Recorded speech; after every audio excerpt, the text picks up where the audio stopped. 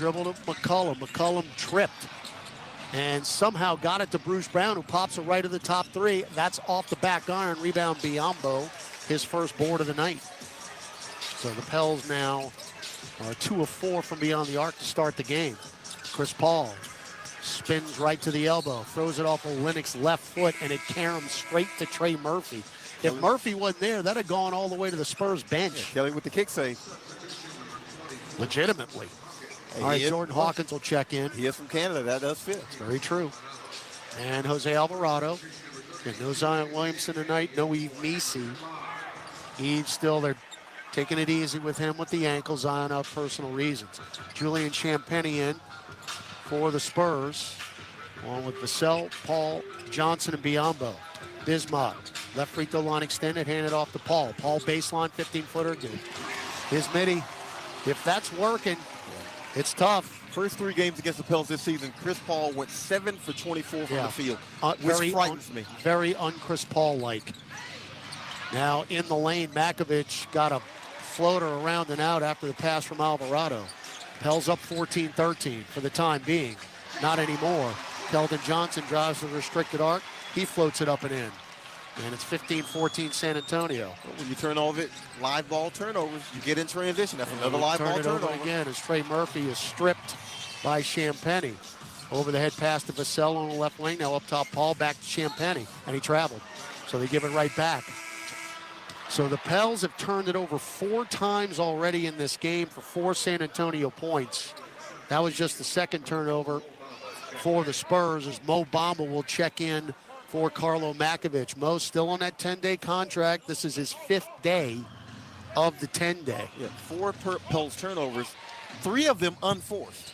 Not a hand anywhere to be found. Alvarado get it into Murphy, floats one up right hand, no. There's the Pels right now, 6 of 12 from the floor. And now Keldon Johnson is fouled from behind. Are they going to call him? That's Biyombo on the illegal screen. Biyombo illegal screen. So that's 2 straight turnovers for the Spurs. Jeremiah Robinson-Earl is in now for Kelly Olynyk. So the only 2 that are left, actually only 1 is left for the Pels available, and that's Antonio Reeves. That's it. Andre 3000. Half flute will play. So we've got 4:53 left in the first quarter. Pels down 1. We're shooting 50%. It certainly doesn't seem that way. Oh, we're turning it over left and right. Trey deep 3, left wing, no. Rebound Champagny. 5 straight stops for the Spurs. Now quickly into the front court, Blake Wesley, kick it to Champagny for 3. You know where that's going. And you drive and kick. You suck in the defense. You kick it out to the wide open teammate. That's a great, clean look. Spurs on a 7-0 run. Willie Green takes timeout. Pels down by 4. 18-14 with 4:30 to go. First quarter from Frost Bank Center in San Antonio. Back after this on the Pelicans Radio Network. Presented from the roots of Motown and R&B. Oh, yes, wait a minute, Mr. Postman. To the groovy rhythms of the 70s. Music icon Smokey Robinson is delivering his very own channel of 60s and 70s soul hits and stories of his career. Hey, it's Smokey Robinson. Music is my life. Whether you're cruising or just vibing at home, let your soul shine with Smokey's Soul Town. Channel 74 and at home on your phone, computer, Alexa, TV, or other internet-connected devices. The best place to get your basketball fix every weekday is Give and Go with Worldwide Wob, Rob Perez, and former NBA champion Antonio Daniels on NBA Radio. If you got Steph, you got a chance. Evan Mobley, his unicorn status is about to be unlocked. They'll cover every story and talk to great guests across the association every afternoon. NBA Hall of Famer Mike Breen. Anything shy of certainly the finals would be a disappointment for the Celtics. It's Give and Go, weekdays from 1 to 4 p.m. Eastern, only on NBA Radio Channel 86 and the Sirius XM app. NFL free agency is here. Your team could be getting a player that changes your fortunes next year. And Sirius XM NFL Radio has you covered with the latest news and transactions from around the league. Sam Darnold is going to be a Seattle Seahawk. That's a good situation for Sam Darnold. No way around that. The most pivotal signings and the teams that are hunting for that missing piece. But what are they doing at quarterback? They got to sign a veteran. They got to win. Follow it all on NFL Radio Channel 88 and on the Sirius XM app.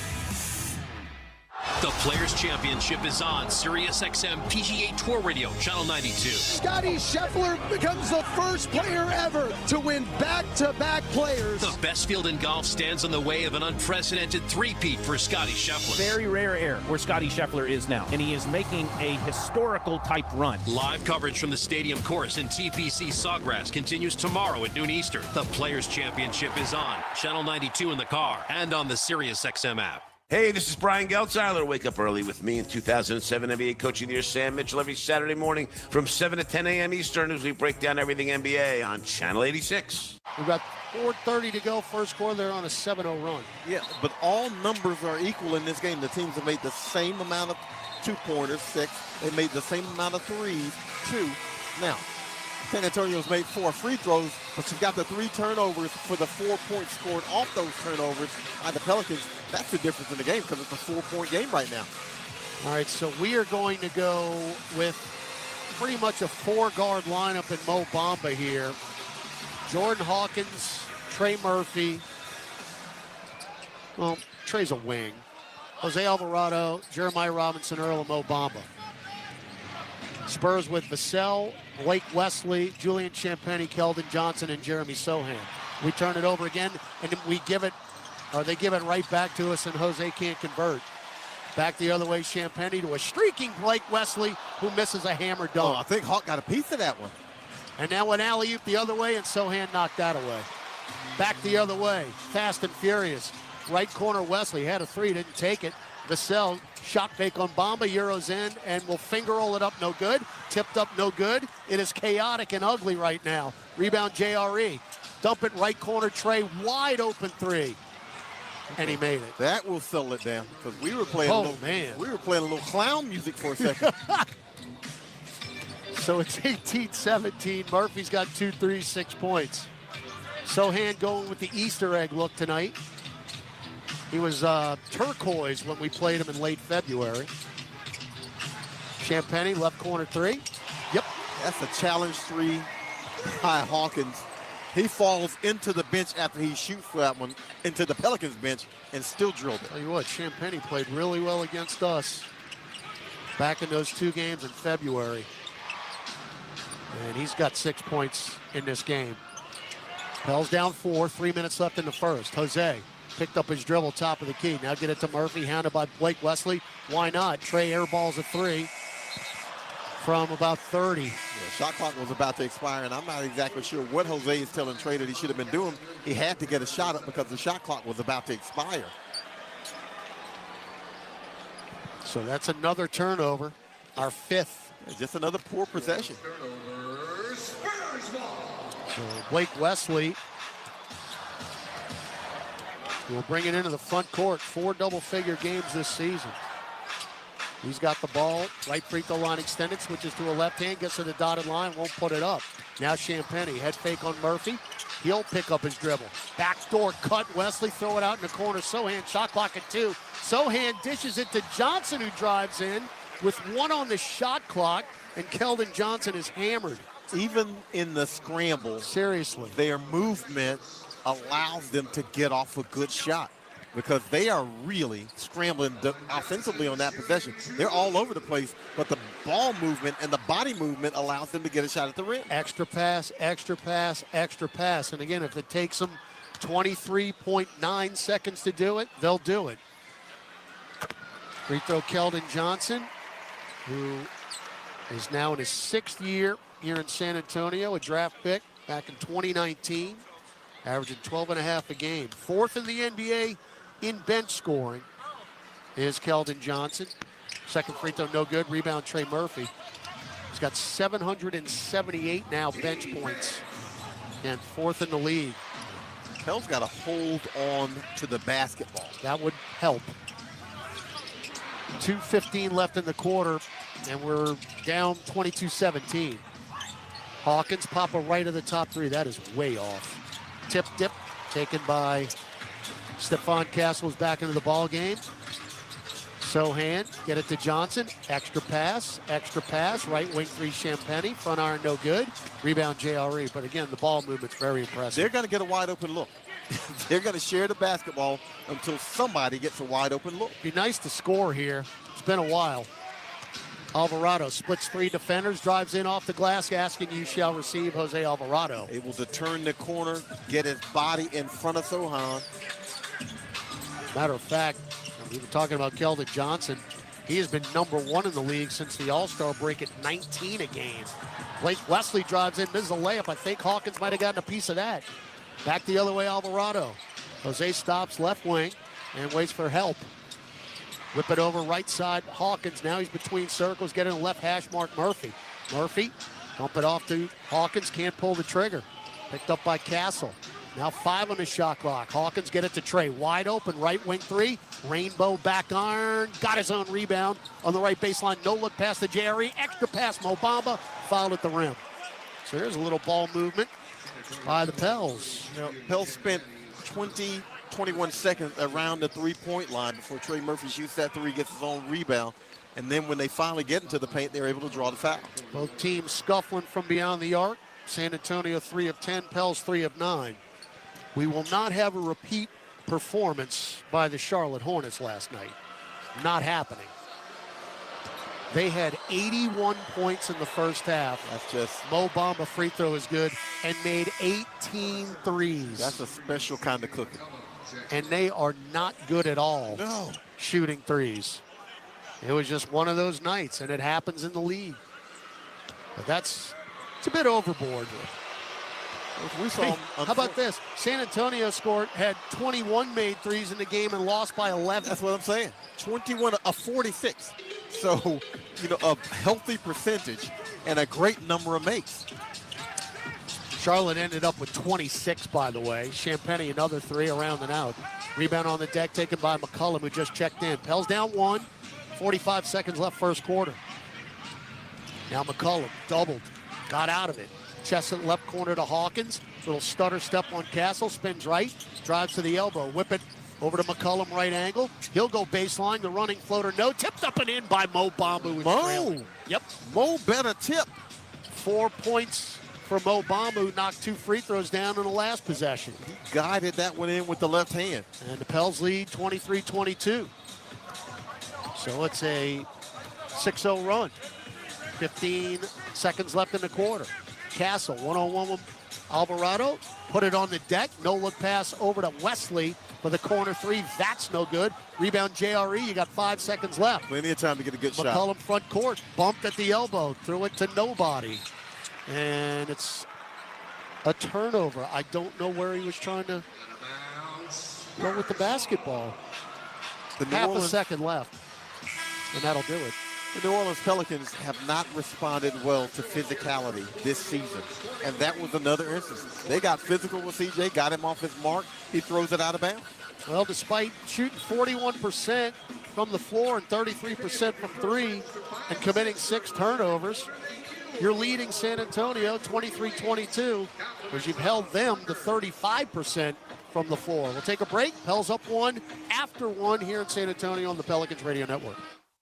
You can start a rewarding career as an emergency medical technician sooner than you think. The National EMS Academy, a division of Acadian Ambulance, can train you in just 12 weeks at their campuses in Alexandria, Baton Rouge, Covington, Lafayette, Lake Charles, New Orleans, and Thibodaux. Students who complete the class and pass the National Registry exam are eligible to work for Acadian Ambulance. Classes start soon. Learn more at becomeamedic.com. Over the last century, United Way of Southeast Louisiana has been the force for good in our community. We've been at the forefront of improving outcomes in education, income, and health for every person, everywhere. Together, with you and our partners at the New Orleans Pelicans, we're rolling up our sleeves and mobilizing the power of people, offering ways for you to create a community strong enough for the next 100 years. Visit UnitedWaySELA.org to join us today. Have you heard that you can watch Pelicans games for free on the Gulf Coast Sports and Entertainment Network? All you need is a flat antenna from Channel Master. Visit channelmaster.com for all your television antenna needs. These aren't those big rabbit ears you grew up with.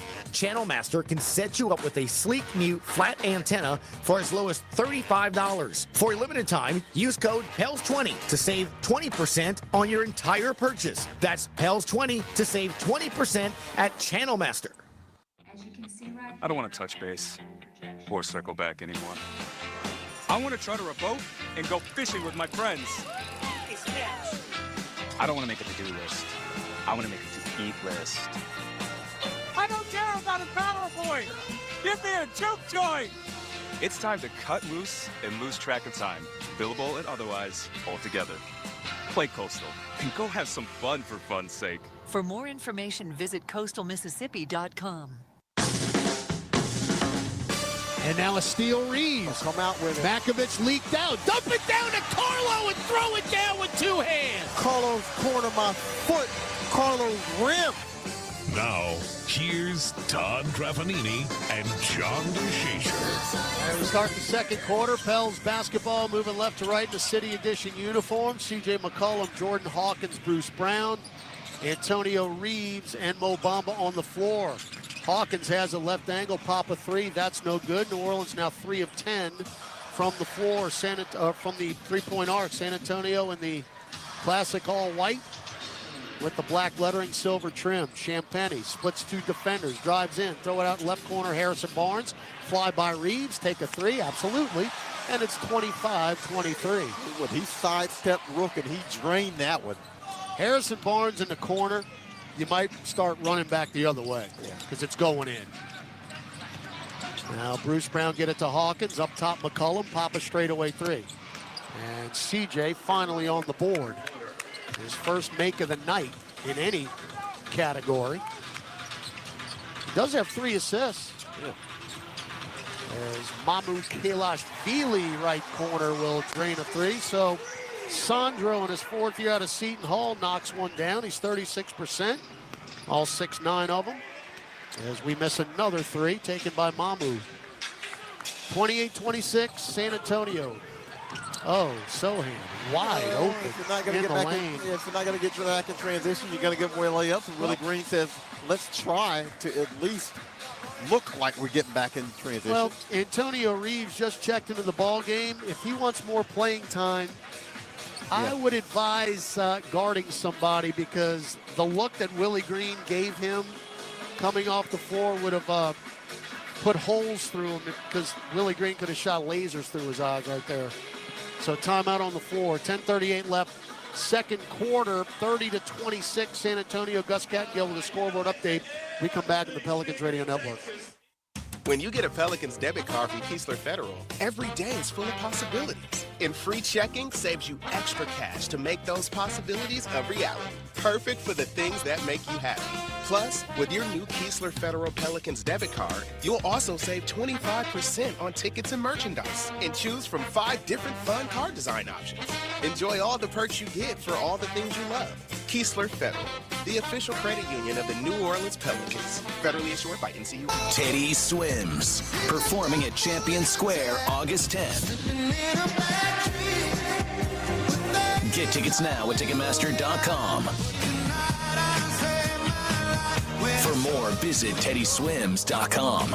Hey Pelicans fans, SeatGeek is here to help you experience all the action. SeatGeek makes it easy to find tickets so you can be a part of all the courtside celebrations this season.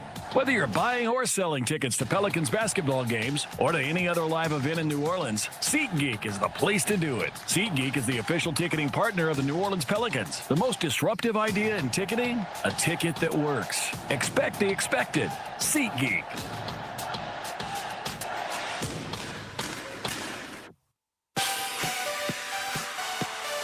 Welcome back to Pelicans basketball.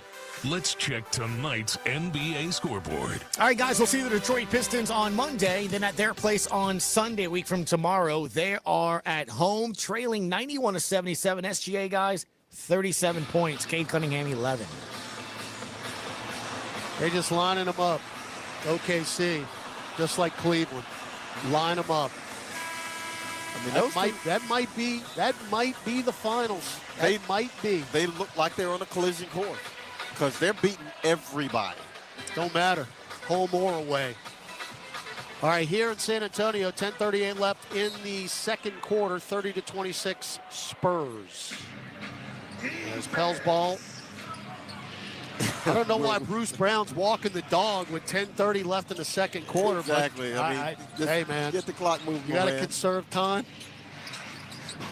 McCollum bounce feed to Brown. Throw it up to Mo Bamba. And a right-hand punch down on the alley-oop. That is fantastic execution and a great lob by Bruce Brown. Now, Mo had to go get it, but he did. Great ATO. And then Sohan just wide open again in the lane. Nobody near him. Lay it up and one. When's the last time Sohan shot a jumper? Well, he might have shot some last night since they're making so many threes, but he's the guy who's going to hang around the rim. And he's just going right to the rim, and the Pels aren't guarding him. So Sohan, it's hard to lose him with that hair color. It's true. And you could see him from across the gym. There's the shot put, righty free throw, no. Rebound Mo Bamba, who's everywhere. 6 points, 4 rebounds for Mo. 32-28 San Antonio. Brown up top, chest it to McCollum. Picked up by Champagny. Left-hand dribble, dump it to Brown in the lane. Kick it out in the corner, Antonio Reeves for three. And that's good from the left side. All right, hey, y'all. 32-31. First points for Antonio Reeves, rookie out of Kentucky. Good shot fake, Mamu Kelashvili. Unencumbered to the rim, lefty layup. All of a sudden, they're getting points in the paint. Now CJ avoids contact and then just stops and pops from the right wing for three, and that's down. CJ McCollum now with 1,977 three-pointers made. He's one away from moving to a tie for 20th. Jillian Champagny, a practice gym three. That's good. There is no defense being played right now. Yeah, neither team very interested in it. Oh, Reeves passed up an open look to get Jordan Hawkins an open look, and he around and outs a left corner three. You got to make him right. He gets you a wide open look. Hawkins again. As Castle will go unencumbered to the rim again and lay it in. But Hawkins can't buy a bucket. Brown splits defenders, gets the layup blocked by Jeremy Sohan. Back the other way. We got an all-star game on our hands now. Castle off the glass and in. Pelicans can't stop a runny nose. Yeah, this is the summer run game at the gym in UCLA. Willie Green is not happy at all. And he should not. Just shaking his head, arms folded, calling his assistants over. The high-flying Spurs are on a 7-0 run, and they lead it now, their largest lead, 41-34. 8:40 to go, second quarter on the Pelicans Radio Network. The biggest names in basketball. Stop by NBA Radio. We're talking with Jaylen Brown of the Boston Celtics. What did it mean to you last June, not only to win a championship, but to be MVP? I mean, that puts you in like a different stratosphere. Honestly, you can't put it into words. You know, the trophy is named after Bill Russell. To just be able to have that connection, like honestly, like my soul kind of like left my body for a second. It was an unbelievable experience. Hear any interviews you might have missed on the SiriusXM app. Just search NBA Radio. Let the shenanigans begin. St. Paddy's Day Radio is back. An entire day of the greenest, liveliest, shamrockingest Irish music. From the Pogues, Flogging Molly, Dropkick Murphys, and more. Taking over Channel 28 all day tomorrow. And catch up with the essential St. Paddy's Day pub mix. Anytime with SiriusXM on your phone or at home on your computer, Alexa, TV, or other internet-connected devices. MLB Network Radio is getting you ready for the season, talking with the best players in baseball. Here with Juan Soto. These players, they have experience in the NL East and playing New York and everything, so I think it's going to be really fun. Joined now by Angels outfielder Mike Trout. I know where I'm at.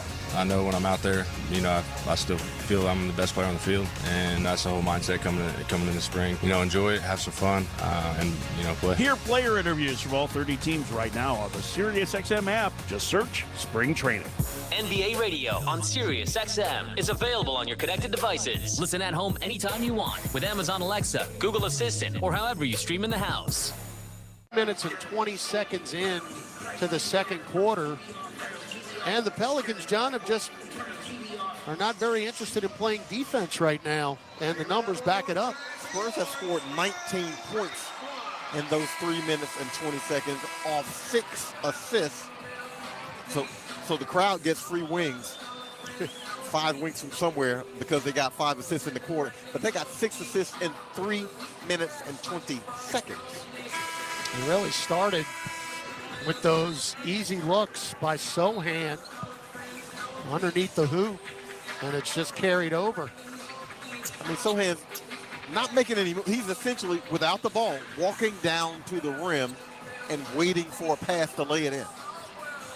So, largest deficit for New Orleans at 7, 41-34. You've got Antonio Reeves, Bruce Brown, Carlo Makovich, C.J. McCollum, and Kelly Olynyk on the floor.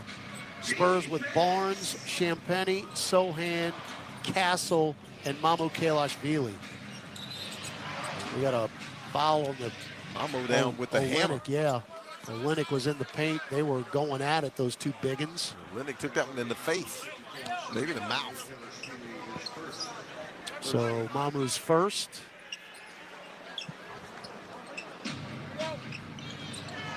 And we'll reset here. Olynyk up top, Makovich. Now left wing, Bruce Brown, guarded by Champagnie. One hands it over to McCollum. Extra pass, Carlo. Floats it up and in with a right hand from the right block. Carlo continues to develop. We see him now playing through defenders. We've seen him play over defenders, around defenders. Makovich now 4 points, 3 rebounds in 7 minutes. Hey, how about a stop here? Castle, left wing. Deep three, around and out. Ball on the deck, taken by McCollum. So you get a stop. CJ bumped by Castle, goes behind the back, drives to the rack, kick it right corner Brown, fingers the seam for 3, and that's an air ball with nobody within 20 feet of him. Whew. Now Mamu up top, head fake on Carlo, Euros in, kick it to Champagnie, fly by Brown, 3 ball short, strong side rebound McCollum, get it down the floor, Bruce Brown, drives in, lays it in. Bruce Brown, I think, got away with the foul against Champagnie in the corner. Pels will take it because they get the fast break run out. So Brown now with 7 points, been very productive as a starter. Mamu right corner 3, no, Champagnie got the offensive rebound on the reset. Now Castle drives on Reeves, scoops it up short, rebound Mamu, he just wanted it more, he'll lay it in.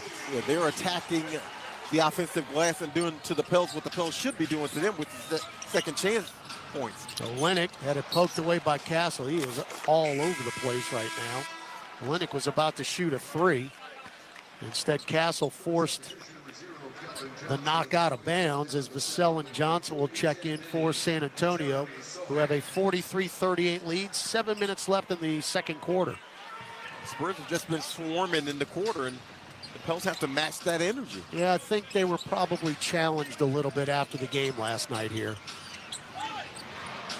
Now Brown, it's to Makovich, top of the key. Carlo one dribble, drives in, off the glass, nope.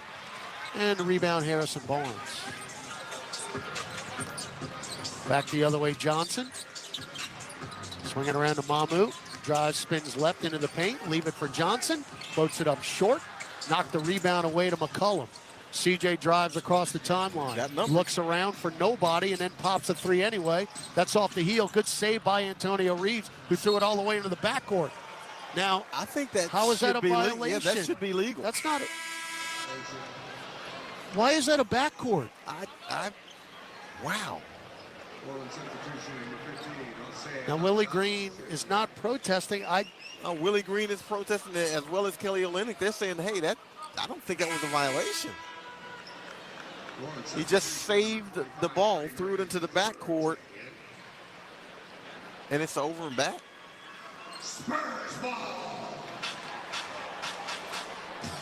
San Antonio ball. Pels down by 5. Johnson left block. Whip it out to Vassell. Extra pass Mamu for the lefty 3. Too strong. Rebound Trey Murphy, who just checked in. How are we only down 5? I don't know. We'll take it. We're not playing well. And on cue, we throw it away. I mean, just easy turnover. Taken by Barnes up top, Castle. He'll drive, kick it to Barnes, right wing three. Short. Rebound Mamu. Back to Castle, straight away three. No good. Rebound Trey Murphy. They're not helping themselves or the Spurs. If the Pels can stop giving it away. Olynyk with a seal and an easy right-hand hook. Olynyk with the perfect old man game. He can't jump. He's not faster than anybody, but he knows how to use that body. Olynyk with 6 points. He is 3 of 3 from the floor. Vassell, right corner three. Nobody near him, and he will drain it. 46-40 San Antonio. 5 minutes left in the quarter. Trey up top. Nobody near him, but he won't make that three. Rebound on the deck, and it was kicked by Castle. That should be Pelican ball, and it is.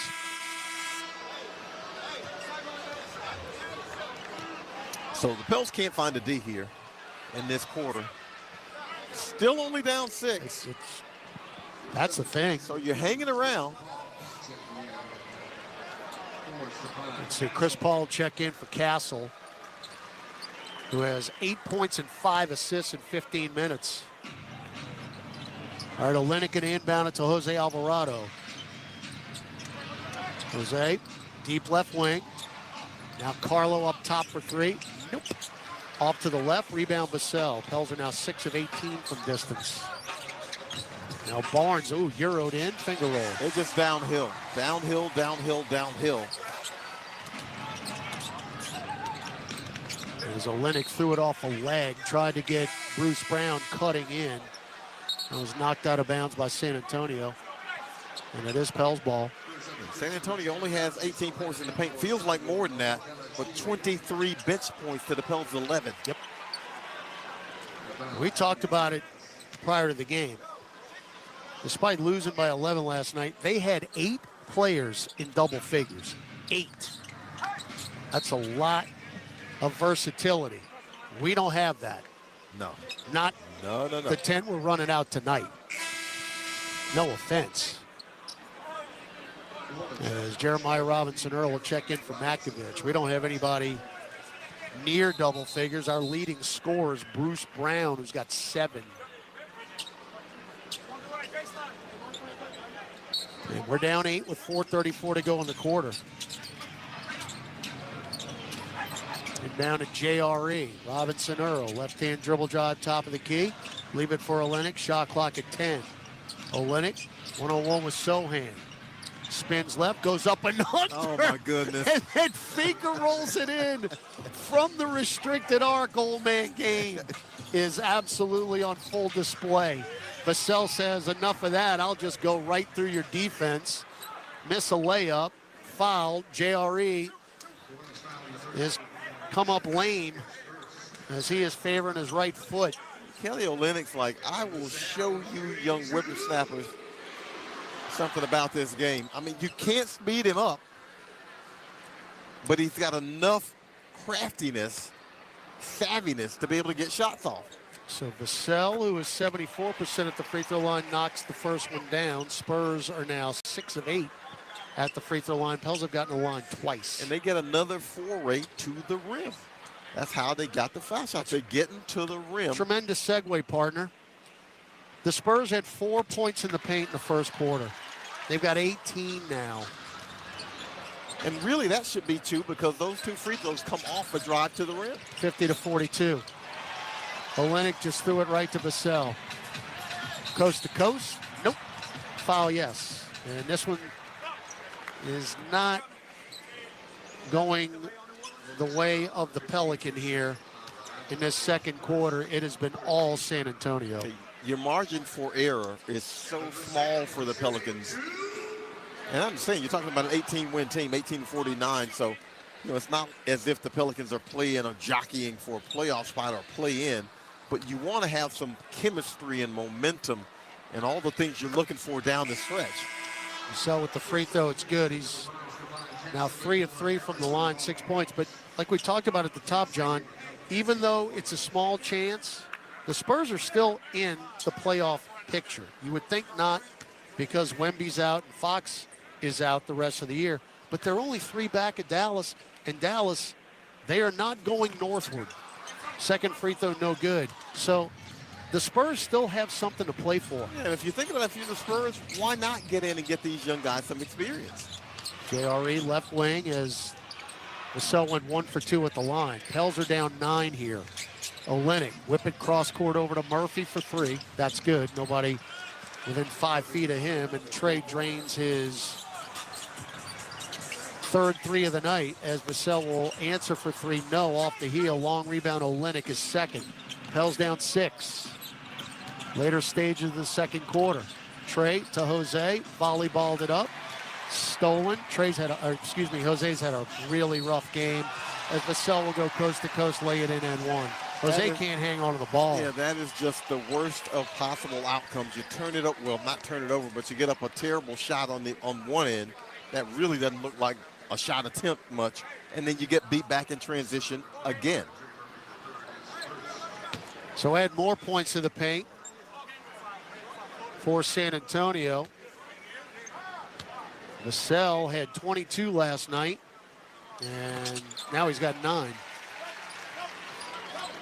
And they've got 6 straight points for Devin Vassell. Yeah, and 12 free throw attempts in the first half. Pels down by 9 again. We've got 2 for the game. That was Mo Bamba in the first quarter. As we got a whistle in the lane, that's on Castle. His second. Yeah, fouled Jose Alvarado on the cut. That's just the second foul of the quarter for the Spurs. 3:06 left in the half. Not one you want to put on tape if you're a Pels fan and rewatch this one. You got 11 turnovers already. Oh, man. 12. Well, not hold. We got bailed out. A defensive hold. That was on Castle as well. Again, they're still not over the limit. 3 on Castle. Maybe the only thing that could stop him here early. Yeah, a little bit of foul trouble. Maybe the Pels can finally get to the foul line at some point here. Inbound to Olynyk, left block. And go at Castle again. Up top, Jose, straightaway 3. Good. Well, you're running the offense through Kelly Olynyk. That time Kelly draws the double team, kick out past the Jose for a wide open look. Pels are 8 of 20 now from beyond the arc. And Alvarado's got 5 points. 54-48, 2:40 to go in the half. Johnson, Euros in. Kick it out long, Vassell for another 3. That's way short. And it drops right in Trey Murphy's lap. Trey front court. 1-on-1 with Castle. Drives to the rack. Had it stripped. Who got it? I guess it was Castle. Yeah, they're saying that Trey touched it last. Well, Willie Green is looking at our bench to see if they challenge this. Well, Willie Green's wondering if there was a foul. He's looking to see if they challenge, was there a foul on the way? Because, yeah, it might have been off Trey, but the foul would overrule that the possession. So we will see if we get a replay. I believe that San Antonio has challenged this. Yeah, San Antonio's challenged. You're looking at that, but if they fouled him first, and the word we're getting is they fouled him first, well, and the Pels are going to be better off for this. Yeah, the old retroactive. So San Antonio has called timeout to challenge the play. Well, this could be double jeopardy here for San Antonio if they show the entirety of the play. And it looks like that's what is going to happen. So again, San Antonio challenged that it should be their ball because it was off of Murphy. The problem was Murphy got contacted by Devin Vassell across the right wrist. Reason number 4,822 that you don't listen to players. Challenge us, coach. Come on, man. Challenge it. Nope. So that, if this holds. And this might be a shoot. I wonder if they're going to call it a shooting foul. That would be that would be generous. That would really. That would be generous. Be insult to injury. I doubt that's going to happen. But he's driving. Is he trying to get into the gutter? Mark Lindsay and Tom Washington on the headset here with Secaucus. We've got 2:26 left in the half. Pels, despite really not playing very well, only down by 6 points. San Antonio's turned it over 3 times in this game. We've turned it over 11 times. How are we down 6? They'll turn it over like their name is Pillsbury, just handing it away, unforced, half of them. I think Trey Murphy ought to be on the free throw line. We're going to find out right now. Here's Mark Lindsay. Defender Bassel made illegal contact to the right arm of driver Murphy during his continuous shooting motion towards the basket after he had gathered the ball. As a result, since this is a proximate foul, this play will be overturned to a defensive foul on Bassel, and the challenge is unsuccessful. San Antonio will be charged their timeout, and play will resume with Murphy shooting 2 free throws with the shot clock reset to 24. If I'm a partner, check all boxes. Don't listen to players. Don't listen to them. They lie. Wow.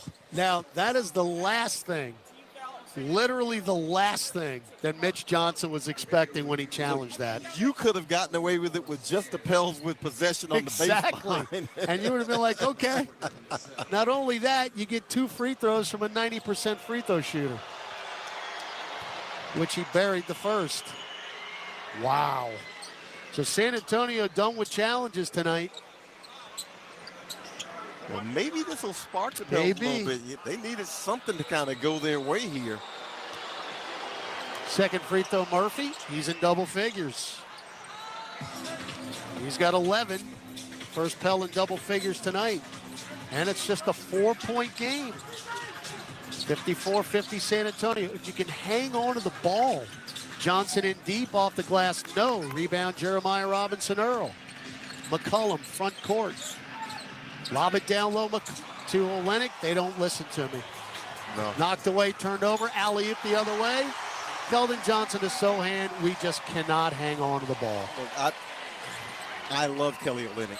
You're throwing lobs for Kelly Olynyk, and that's probably not the guy you want to be throwing lobs to. McCollum, little side step 3. And McCollum said, I can take care of this myself. C.J. McCollum now tied for 20th all-time in 3-pointers made in NBA history. 3 of 5 tonight, 9 points overall. Johnson fly by JRE, kicking left corner Castle. Good closeout, Robinson-Earl. But Castle gets to the rim anyway and blows the bunny. Yeah, uncontested at the rim.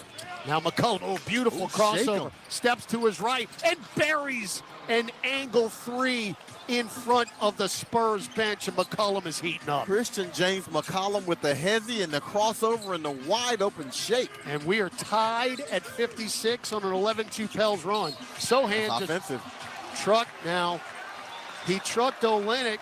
The key was Olynyk in the restricted arc. If he was, it doesn't matter because San Antonio can't challenge him. Sure doesn't. Sure doesn't. He looked like he was out of restricted area. Well, he ended up all the way in the restricted area. So that's 4 turnovers for San Antonio. If you can believe it, the Pels can take the lead with a bucket. McCollum, well, said I don't. That's deflected. I hope so. Yeah, that's deflected. I hope so. I would hope he didn't pass it that poorly. All right, that was deflected. CJ was trying to get it into the left corner. But how about that little shake and bake by McCollum on the last possession? I'll tell you what, somebody lost some compression shorts on that one. In round to Robinson-Earl, back to McCollum. Fly by Sohan, running teardrop, good. And McCollum's taking the game over. C.J. McCollum is one of the hottest hot guys you will find. But when he's cold.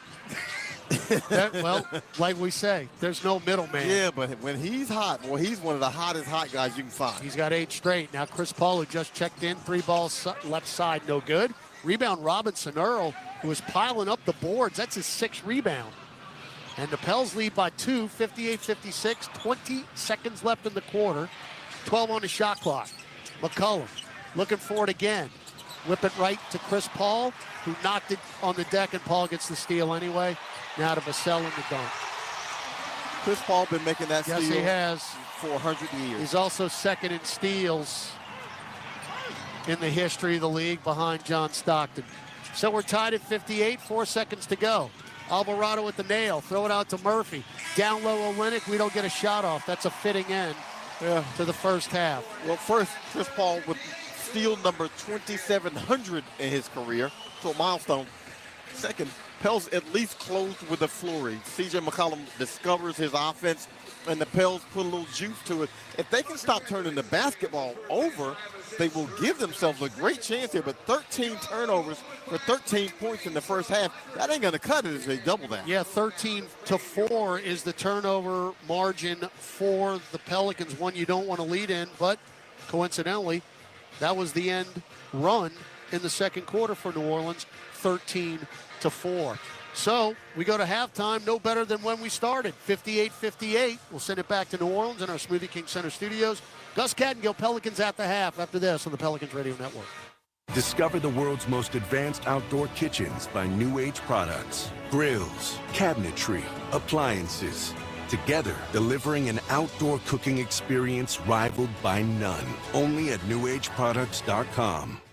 It's time to tip off a new NBA season. And here we go. And everyone is stepping up. Living legends and shooting stars are rising up. Defying gravity. Super fans, courtside fans, and screaming from the rooftop fans are revving up. With the whole basketball world going up, the only question is, who's going to make it to the top? Kia NBA tip-off, Knicks versus Celtics and Timberwolves versus Lakers, October 22nd from 7:30 Eastern on TNT.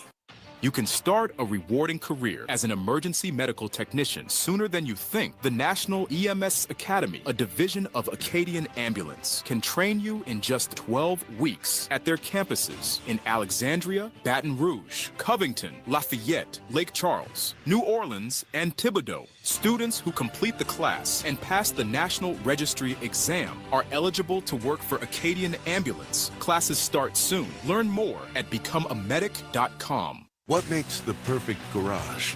Steel garage cabinets, commercial-grade flooring, heavy-duty overhead racking. Garage storage systems built for a lifetime of heavy use. Build your dream garage with NewAgeProducts.com.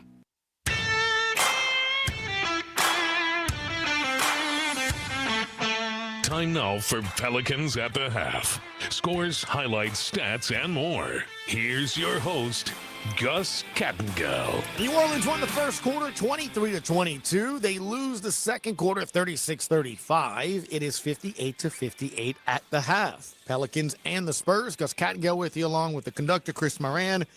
As we take a look at the box score, remember, no Zion Williamson tonight. Not playing due to personal reasons. Yves Missi, that ankle sprain, missing the game. So your starting five was Kelly Olynyk, Bruce Brown, Carlo Makovich, C.J. McCollum, and Trey Murphy III. C.J. with a couple of late buckets, as in inside the last minute and a half, leads the team with scoring. 14 points in 17 minutes, 5 of 10 from the floor, 4 of 6 from distance for him. He also has 5 rebounds and 5 assists so far in the first half. Right behind him, Trey Murphy III, 11 points, 5 rebounds, and assist to go on a 17-minute 3 of 8 shot shooting night so far. Those 3 made buckets, all 3-pointers. He's 3 of 6 from distance, 2 of 2 from the free throw line as well. Kelly Olynyk, 16 minutes. He has 8 points, 2 rebounds, 3 assists, as he is 4 for 4 from the floor. Bruce Brown, no cowboy hat, at least on the court. He has 7 points in 14 minutes, 2 rebounds, 3 assists for him. Very productive start so far to the game for him. And Carlo Makovich starting in the center role tonight, 11 minutes, 4 points for him, 4 rebounds to go with a 2 of 6 shooting night. On the bench, Jeremiah Robinson-Earls played 9 minutes, 0 points for him, 6 rebounds, 2 assists. Mo Bamba, 9 minutes, 6 points for Mo, 4 rebounds, and he's a perfect 2 for 2 from the floor. Jose Alvarado, a couple of turnovers, 2, 5 points though in 12 minutes. He is 1 for 1 from distance, 2 or 3 from the floor. So a nice start, but those turnovers kind of costly there towards the end of the first half. Antonio Reeves, 3 points in 6 minutes, 1 rebound. And Jordan Hawkins has seen 9 minutes of action. He has yet to score, 0 for 4 from the floor, 0 for 4 from distance. He does have 2 assists, however, for the Spurs. They are led by Vassell, who has 11 points. Stephon Castle has 8. Chris Paul has 4. He is 0 for 3 from distance. He does have 3 rebounds and 4 assists, though. Harrison Barnes has 8 points, 9 off the bench for Julian Champagny. And Jeremy Sohan has 6. And that's kind of where you are right now between these two teams. San Antonio shooting 44%, 7 of 25 for distance. New Orleans shooting 50%, 22 of 44, 10 of 22 from distance for them. 58-58, your halftime score on the Pelicans Radio Network.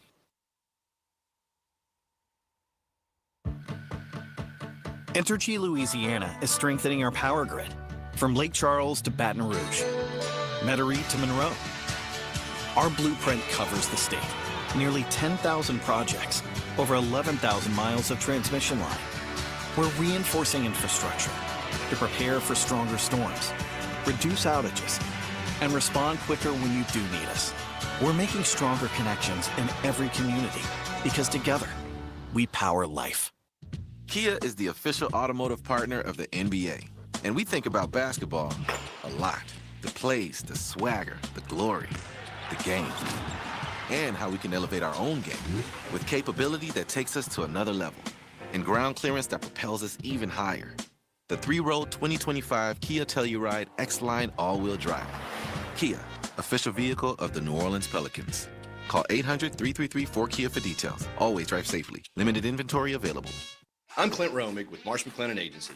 We provide business insurance, employee health and benefits, and private client insurance solutions to organizations and individuals. We combine the personalized service model of a local consultant with the global resources of the world's largest insurance broker, Marsh McLennan.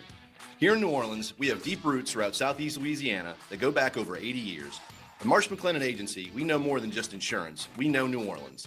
Marsh McLennan Agency is a proud partner of the New Orleans Pelicans. Visit us today at marshmma.com. I don't want to touch base or circle back anymore. I want to charter a boat and go fishing with my friends. I don't want to make a to-do list. I want to make a to-eat list. I don't care about a PowerPoint. Give me a juke joint. It's time to cut loose and lose track of time, billable and otherwise, altogether. Play Coastal and go have some fun for fun's sake. For more information, visit coastalmississippi.com. It is 58-58. C.J. McCollum leading the Pelicans at the half in scoring with 14. Elsewhere around the NBA, now we're going to get to see this team here on Monday night here at the Smoothie King Center. On Sunday, we'll be at Detroit. Pistons were trailing most of this game. 13 seconds left. Thunder 111, Pistons 107. Still trailing. Shai Gilgeous-Alexander. Look, I've been trying to make the case for Donovan Mitchell to at least be considered. And every time I do that to JD, the Graph, even you as you're chuckling away over there like you're Santa Claus, y'all just bring up that it's already his. I mean, the speech has already been written. He's already invited the people. The hotel rooms have been booked. We all, I guess, already know that it's Shai Gilgeous-Alexander's award to lose. 47 tonight.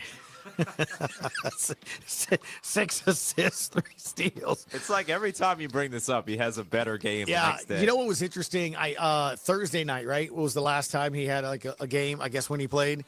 And I saw the stat. It was his 60th, right, 20-point game of the season, which is pretty remarkable when you think you've played about 64 games so far. So basically every game he's at least 20 points. I was just He's curious. pretty good, Gus. I was just curious, a little curious. So I looked up MJ. That's Michael Jordan. I understand you were born in 96, so you probably don't know who Michael Jordan is. I know who Michael Jordan is. 126 straight games. Is that the NBA record? Yes. It's okay. 126. That's like 2 seasons I'm just in a row. Just letting you know. By the way, the more remarkable stat. Do you want to know? Oh, yeah. From 87 to 98, right? How many games did Michael Jordan miss due to injury? Like today, everybody's, I'm going to guess it's like 20. 7. 7? Single digits? His career. Wow. Due to injury. You talk about durability. It's a different league, man. Wow. It was a different. I think the sniffles officially lands you on the not available for the game now. 7 games. That's nuts. There's no need to give you more scoreboard. 7. Memphis leading the Heat 101-69. Bucks lead the Pacers 100-82. Or some close games tonight. Warriors 54 at home, leading the Knicks 50. Nuggets 52, Wizards 41 in the third. These are finals. Celtics beat the Nets 115-113. Thunder 113-107. That now has gone final. We'll be back. Pelicans, Spurs 58 apiece at halftime on the Pelicans Radio Network. Injured at work? Don't let your recovery get delayed by endless paperwork. LA Health Solutions specializes in workers' compensation and DOL, providing expert care that gets you back on your feet quickly and safely. With convenient locations across Louisiana, we offer personalized treatment plans and handle the insurance process for you, so you can focus on what matters most, getting better. Trust LA Health Solutions, your one solution. To help you heal and return to work, visit lahealthsolutions.com or call 844-496-LAHS today. Andrea Bocelli in concert, presented by Stifel. June 10, Smoothie King Center, with the Louisiana Philharmonic Orchestra, conducted by Stephen Mercurio, the world's most romantic voice. Andrea Bocelli in concert. On sale now at Ticketmaster. Drivers who switch and save with Progressive could save hundreds. With that kind of money, you could go big time and switch to the expensive shampoo with amino acids. Sure, you don't know what those are or why you need them, but it sounds very impressive. And if you switch and save hundreds, you can massage it into your scalp every day. Now, if only you can get people to lean toward your head to smell those aminos. Switch to Progressive and you could save big time. For shampoo, Progressive Casualty Insurance Company and affiliates, not available in all states. Potential savings will vary. Pelicans and Spurs knotted up at 58 when we come back. Back to San Antonio we go. John DeShazer and Todd Graffanini. Chris and I will be back with you, Pelicans OT. Until then, enjoy the second half on the Pelicans Radio Network.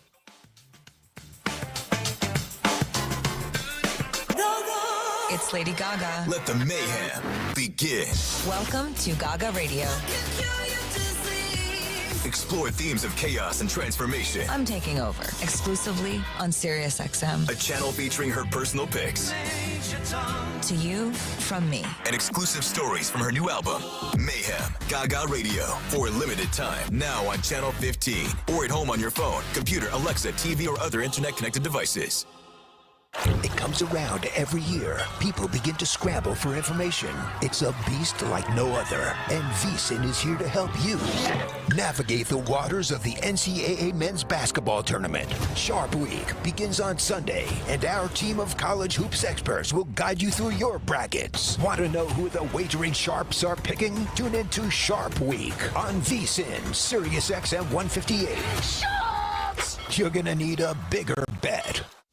For the best basketball talk every afternoon, don't miss Justin Termini and NBA legend Eddie Johnson on SiriusXM NBA Radio. If you don't play as a team, you can't win. They have too much talent, and now it's starting to show. They're breaking down the top stories in the NBA and talking to the biggest names in the league. It's Magic Johnson. We've always been about winning championships. Catch NBA Today with Justin Termini and Eddie Johnson. Weekday afternoons from 4 to 7 Eastern. Only on NBA Radio Channel 86 and the SiriusXM app. Hey Daddy Gang, this is Alex Cooper. The SiriusXM app is your home for all things Unwell.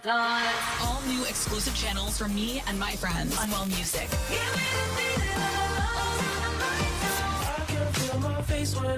The latest episodes of your favorite podcasts. Amy Schumer, Monica Lewinsky, Nicole Richie and Paris Hilton, Winnie Harlow, welcome back. Hello, our daddy. And more live, unfiltered conversations for the girls. We're gonna believe this. Who was it? Why? Just search Unwell in the SiriusXM app.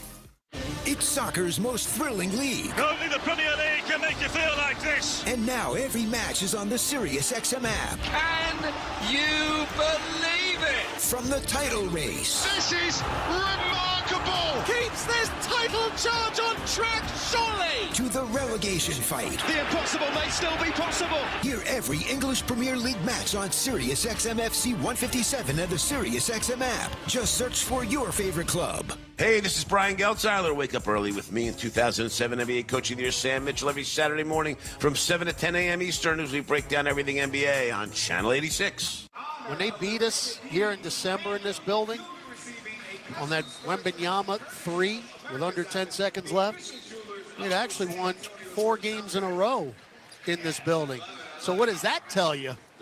What's going on over the years here? Now, of course, they don't have Manu and Tim Duncan and Tony Parker anymore. But still, it's been a tough place to play. We go to the third quarter, 58 apiece. Pels have played plenty good enough offensively in that first half, even after a slow start. C.J. McCollum especially, he started 0 for 4. He ends up 5 of 10 from the field in the second quarter, makes 4 threes. But the Pels turned it over 13 times for 13 points, and they fouled. You know, San Antonio on the line was 9 of 12, and the Pels only 4 of 4 from the line in the first half. Yeah, CJ had all 14 of his points in that second quarter as we've got the ball to start the third, and CJ picks up where he left off. Drives into that black paint, floats it up, teardrop style from the restricted arc straight away, and the Pels have a 60-58 lead. He is one of the hottest of hot players. All right, Spurs ball, each team with their starting 5 on the floor. Paul, Castle, Barnes, Biombo, and Vassell on the floor for San Antonio. Vassell's got it, right corner. He'll go baseline, go up for the dunk, and that's stuffed by Makovich. Outlet pass to McCollum. CJ is going to stop, pop for 3, left wing. You could see that coming. Rinse. You could see that coming. He's still got the feel from the second quarter. He comes up. He's not challenged quick enough, and he raised up. CJ's got 13 straight points going back to the end of the half and 19 overall. Now Barnes drives in. Hook pass to Biombo. One dribble, right-hand hook is short. He didn't want to shoot that ball. Rebound, Carlo Makovich. That's his 6th board. Now CJ, another 3 up top, long. And it's tapped around, taken by Murphy. Back to CJ. Deeper straightaway 3. That's no good. Now he's getting greedy. Yeah. Rebound, Castle. Those were heat checks. I mean, that last one was 30 feet. Now, Castle drives in. No. Missed the shot short, and Bruce Brown can't rebound it and knocks it out of bounds. Again, see, now that's not a turnover, but it's like a turnover. You're uncontested on a defensive rebound. You fumble it out of bounds to give up the extra possession. 14 on the shot clock. Pels are up 63-58. All of this is McCollum. All of it. Inbound to Vassell, pop a right corner 3, and there's that run ending. And that's because you fumbled the defensive rebound out of bounds. 14 for Vassell. He's the only Spur in double figures. Brown drives in, misses a layup, knocked out of bounds. It will stay with New Orleans. Bruce Brown's got to be able to finish some of these layups. He's getting to the rim. He's got to be able to finish some of these drives to the basket. So Pels up 63-61. Inbound to Makovich, right free throw line extended. He'll back it out now, top of the key, leave it for Murphy. Murphy with a left-hand dribble drive to the lane line. Kick it over ahead to McCollum. He'll drive in. He walked. He threw it off of Castle's right knee. Tried a bounce pass, which was not going to be completed to Makovich. We got a break. 4 in the shot clock. He's all the way at the rim, literally. And he's taking every shot. Why not take that one? Olenek got to inbound it. Bounce feed to Makovich. Got to hurry. Back to Olenek with 1. Did he get it off? Oh, man. It didn't matter. It was an air ball. Air ball. Got a good look. I think Willie Green saying it hit the rim. I don't think it did. Well, I don't know what the Spurs are. Oh, they are saying it hit the rim. Ooh. Yeah, Well, that's Chris Paul. I heard him. He said it hit the rim. And what happens is, what they're saying is, it hit the rim. You stop the fast break. Right. Well, because they got the rebound back. They got the rebound, and they're saying you stop the fast break by blowing the whistle and calling 24-second violation. Well, if they could challenge it, they would have, but they can't, so they won't. Well, what would there be to challenge? But why are we stopping play? It's San Antonio ball. Let's get on with it. Yeah, let's go. I mean, you can't retroactively run the fast break. Oh, the clock reset all the way to 12 minutes. We got a clock problem. Okay. We can't have that. So they will reset the clock here. Should be at least under 10 minutes, correct? Well, there's 9:57 on the shot clock, so maybe that's what the game clock should be. Pels are up 2. And McCollum has been red hot. Going back to the last few minutes of the second quarter, he's actually scored all of our points since the latter stages of the second. 16 consecutive and 19 overall. All right, they put 9:57 on the regular clock and actually take a second off the 24-second clock. Chris Paul is not happy with the proceedings here. Well, why take a second off the 24-second clock? They did nothing. They didn't inbound the ball. What? We're going to have a little brief backcourt pressure, and then we will back away. Stephon Castle will sprint into the front court, cross over, drive in, and go by everybody and lay it in. He doesn't get contested. He gets all the way to the rim. He just slaloms through. That's expertly described right there. 63 apiece. McCollum left of the center circle. Get it back to Olynyk. Drives in. Hooks one up. Wait a second. He didn't jump. No, that hook shot started from his right hip. That is a flat-footed hook. That's 1956. Now Castle mid-range banked it in. I don't know if he called that or not. I have to give him the benefit of the doubt. Well, Kelly Olynyk out here pulling moves like he's playing for Hickory High. Exactly. We're tied at 65. Now Bruce Brown, the mid-range, barely rippled the net right baseline from 10 feet. Well, it's good to see him get a floater to go. He's got 9 points now. Chris Paul up top to Biyombo, shovel it to Vassell. Trying to fight through the screen as Murphy's too late. Vassell misses the mid-range, around it out from the left elbow. Rebound Olynyk.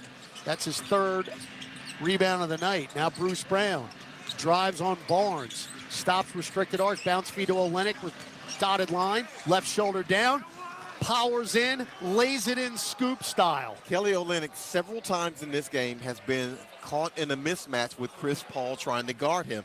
And the Pelicans, to their credit, have given it to him on the block, and he's been able to take advantage. Kelly Olynyk is 6 of 7 from the floor, 12 points. Everything at the rim.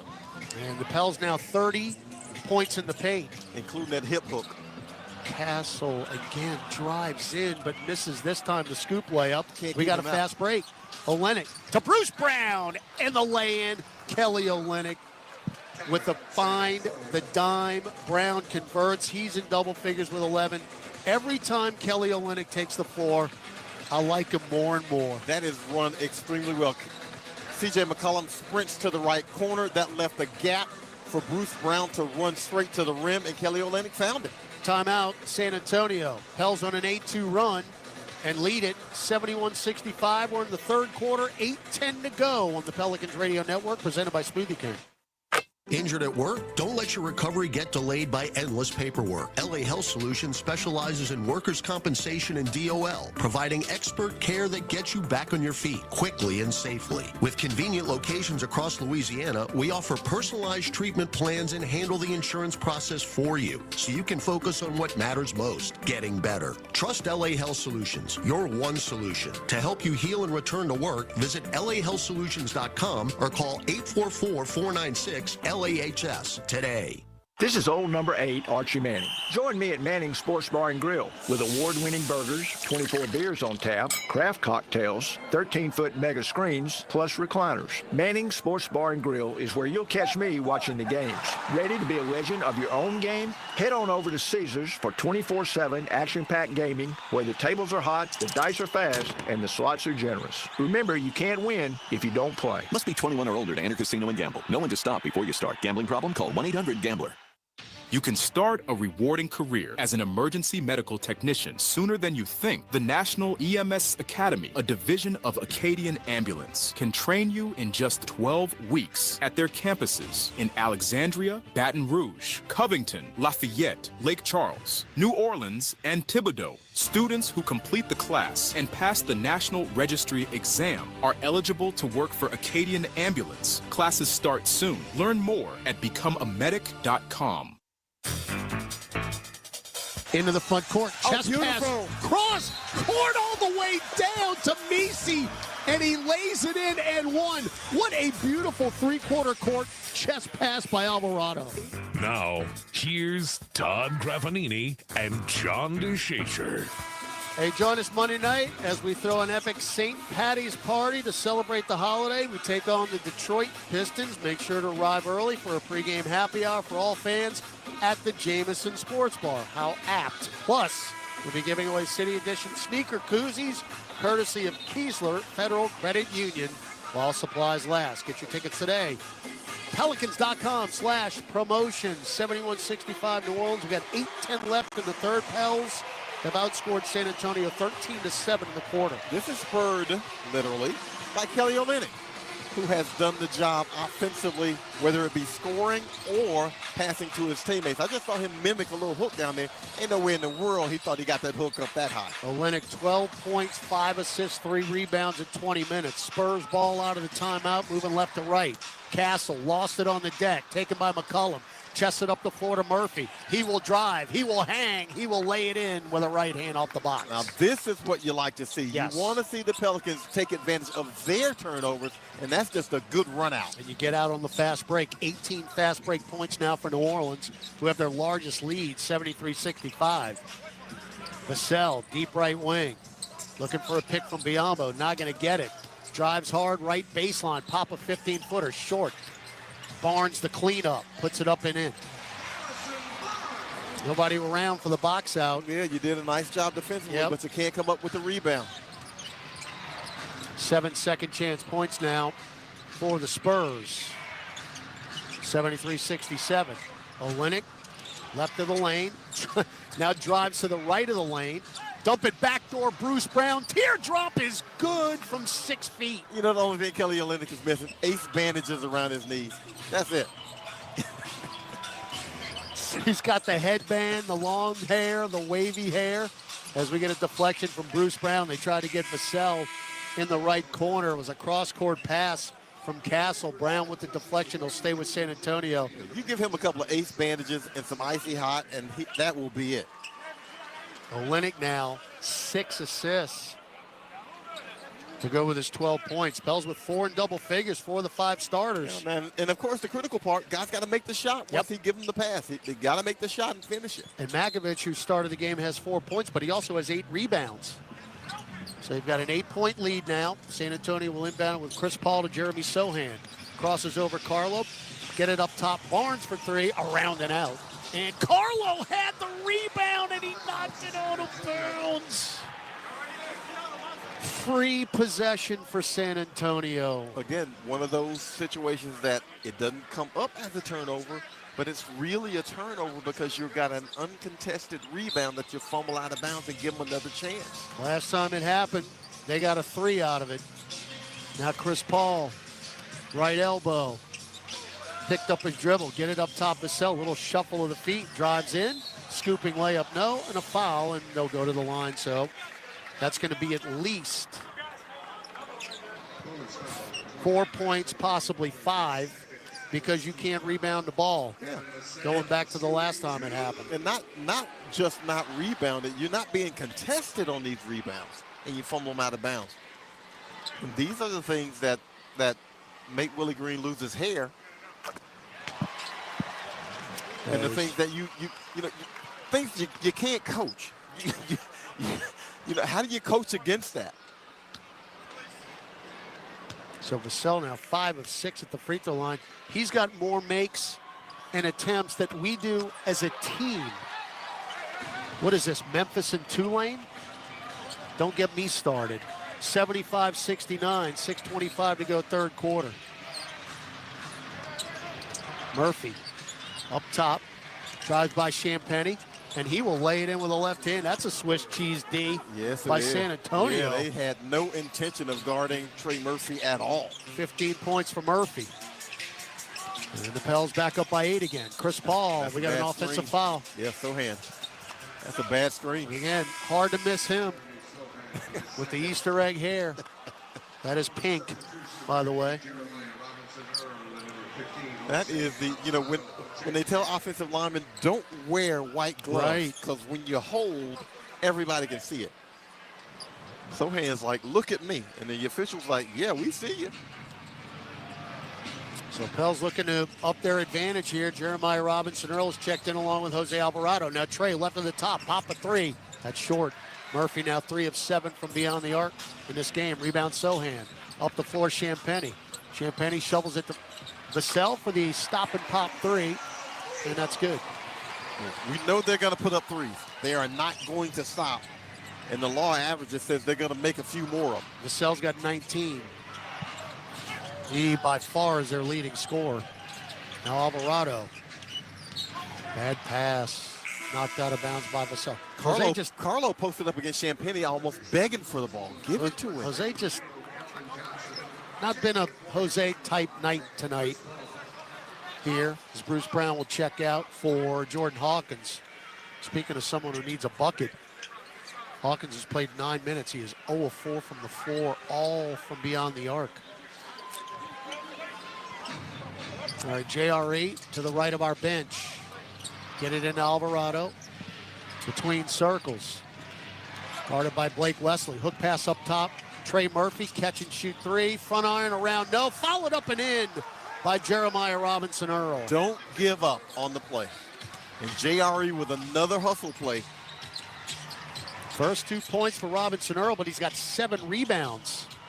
Now Champagnie's got 3 threes in this game. Whip it to Blake Wesley. Wesley left-hand dribble drive to the lane. He will get it to Sohan, bumped by JRE. Extra passes up top, Keldon Johnson for 3. Absolutely. And it's 79-75 as they creep back to 4. And I think the mistake you're playing is you're playing Sohan for the shot, and he's looking more so for the kick pass. 4:40 to go in the third. Pels have led by as many as 8 in this quarter. Jose, get it to Murphy, lost it right through his hands. Out of bounds. Unforced turnover. And the Pels have at least cut them down in this quarter. That's only 2 turnovers in the quarter, but still, that's 15 for the game. Sohan will just go all the way in. Fouled by Makovich. And a free throw, 2 free throws coming up for Sohan. How many times have we seen that tonight? And that's, look, they kind of sort of beat you in transition off a dead ball. By the way, the 20 assist streak just got extended. Free throw no good for Sohan. 206 consecutive games for San Antonio with 20 or more assists. The fact that Sohan shoots 68% from the foul line. How did he get to 68? It's one of the more impressive numbers in the NBA. It's like the Bull Durham line. Second free throw, in and out, and back in again. How did we win that many? 79-76. Pels ball, 3-point lead. Oof. We went backcourt. Yeah, yep. This is unbelievable. Yes, he did. Just floated it up. Again, Murphy's on the timeline, center circle. Yet another unforced error. We're leading this game by 3, and we have 10 more turnovers and 12 more points off turnovers to the Spurs. These aren't pressure turnovers, and if you add in the 2 lost rebounds out of bounds, it's 18. I mean, San Antonio should be ashamed of themselves. They should be up by 15 points. Sohan in the lane. He lost it, but he got it back. Left corner. Up top, Johnson. He'll tie this thing up. You cannot play that far. Absolutely. You cannot. I knew that was going to happen before he let it go. Yeah, JRE way too much room on that, too much space. Keldon Johnson's going to shoot that. So your 8-point lead is Kerflooey because you can't handle the ball. 19-4 points off turnover advantage for San Antonio. JRE in the lane. Nope. Rebound Johnson. Spurs will take the lead here with a bucket. Johnson, right-hand dribble drive. Dump it off to Sohan. He'll go baseline and split defenders and lay it in. Willie Green will take a timeout. And San Antonio on a 9-0 run leads at 81-79. 3:28 left third quarter. Timeout on the floor. Back after this on the Pelicans Radio Network. Hey Pelicans fans, SeatGeek is here to help you experience all the action. SeatGeek makes it easy to find tickets so you can be a part of all the courtside celebrations this season. Whether you're buying or selling tickets to Pelicans basketball games or to any other live event in New Orleans, SeatGeek is the place to do it. SeatGeek is the official ticketing partner of the New Orleans Pelicans. The most disruptive idea in ticketing? A ticket that works. Expect the expected. SeatGeek. Have you heard that you can watch Pelicans games for free on the Gulf Coast Sports and Entertainment Network?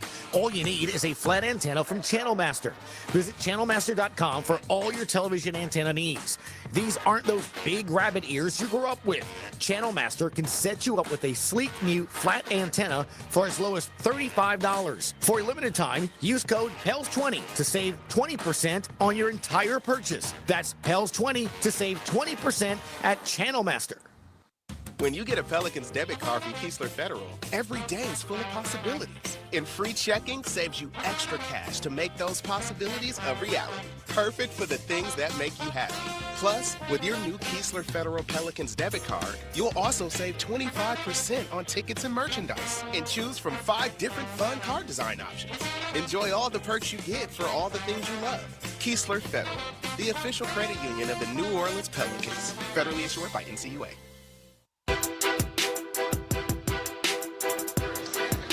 Hey, Pels fans, join us at Fat Harry's for a watch party presented by Corona. Fat Harry's.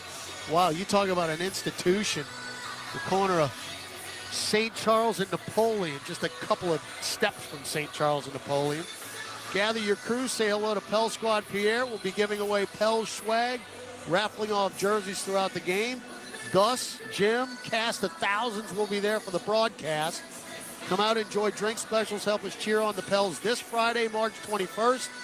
We take on the Timberwolves at 7 p.m. Yeah, we are off to Minnesota on Tuesday for a baseball series. Wednesday and Friday, so the watch party will be Friday. So the road trip going to be 2 in Minnesota, and then that matinee on Sunday afternoon in Detroit. The best buffet in the league. Absolutely. I mean, you don't want to eat the day before. The media room. All right. Pels got to tighten up here. Down 81-79, 3:28. We were noticing, John, since Kelly Olynyk went on the bench, and by the way, he's back in there, the Pels gave up the lead. They have fallen apart without him. And even now, he's the press breaker. They can't inbound it. Kelly Olynyk goes to the backcourt and gets it stolen. Well, Johnson drives in, lays it in, and one. Foul Kelly Olynyk. So we said a whole lot of nice things about him, and he came in, turned it over, committed the foul on the and one. Well, now he's plus 12 on plus minus. So Keldon Johnson, who is number 1 in the league off the bench since the All-Star game, he's got 11 tonight with an N1, and all of a sudden, remember the good old days when you were up by 8? That is kerflooey. Well, you're getting what you deserve. 17 turnovers for 21 points scored off those turnovers. You're not giving yourself a chance. Yeah, you're getting what you deserve. Free throw good. Nearly threw it away in the backcourt. It doesn't matter how well you shoot it if you turn it over 17 times for 21 points off of it. Alvarado drives in. Sohan says, please, Jose, get that out of here. And now you got the crowd into it. That's about as easy a block shot as Jeremy Sohan's ever going to have. Inbound to Olynyk, guarded by Keldon Johnson. Powers into the paint. Nowhere Johnson to go now, and then Olynyk missed the bunny. 5 straight stops for San Antonio. Sohan going to take it to the rack and then kick it out of bounds and turn his ankle. He slipped. Hope he's okay. He's in a seated position. I saw that ankle roll. And they're going to help him up. It's his right ankle. And he's going to re-tie the shoe. Looked like a little Jose roll right there. Yeah. I think he's all right. He just... Yeah. He just stepped bad. Yeah, he didn't step on a foot or anything. No, he rolled it. He just stepped odd. He didn't step on a foot. No foot. All right, now they're full court pressing us, and I don't blame them. Olynyk going to bring it into the front court. Pels down 84-79, 2:45 left in the third. Murphy steps back. Rainbow wing 3 is short. We can't score anymore. Rebound Blake Wesley. Wesley up top, Sohan. Spurs in control now. Vassell up top, Wesley. Back to Vassell. 1-on-1 with Olynyk, sizing him up. Left-hand dribble drive. Baseline, dump it down to Sohan, double pump, throw it up off the glass. No, got his own rebound, and will lay it in. They're just now they're just working you. 14-0 run, Spurs have taken over. They are just working you now. Olynyk drives all the way in, and he'll miss that one. This game is slipping away here at the end of the third. Johnson for three and a dagger. Yep! 89-79 San Antonio. You got to close that space. Keldon Johnson is going to shoot that three. You have to close that space. 15 for Johnson off the bench. 17-0 run. That's hard to do. 17. Yep. Now Hawkins in, block shot. This game's over. I mean, it is going to end right now in the third quarter. Olynyk with a blocking foul in the back court. And this happened rather quickly. Yeah, suddenly, San Antonio 12 of 31 from three. 3 and Olynyk. Now, we had a foul to give. We're down 89-79 with 1:37 to go. Another disaster third quarter for the Pels. Where we said that before. It's such a trend. Vassell drives into the dotted line, still maintaining the dribble. Shovels it over, scoop style to Blake Wesley, and then he throws it out of bounds. And this quarter started out pretty promising. I vaguely remember that. 1:19 to go. Okay, so you'll have a couple of possessions here. Let's see if you can get a couple of buckets and stops. Well, that's the thing. Not only you haven't stopped, you haven't scored either. McCollum, one-on-one with Johnson, steps to his left for three. That's off the heel. Rebound JRE. Follow on a loose ball foul by Julian Champagnie. So JRE has gotten it done tonight with 8 rebounds. Well, he's giving you the hustle. But you got to get, and they give him, he's at the foul line. Well, they're over the limit. Yeah, over the limit. But he was also trying to tap that one in. So Robinson Earl, 2 points, 8 boards in 14 minutes. A couple of those on the offensive end. Free throw is down.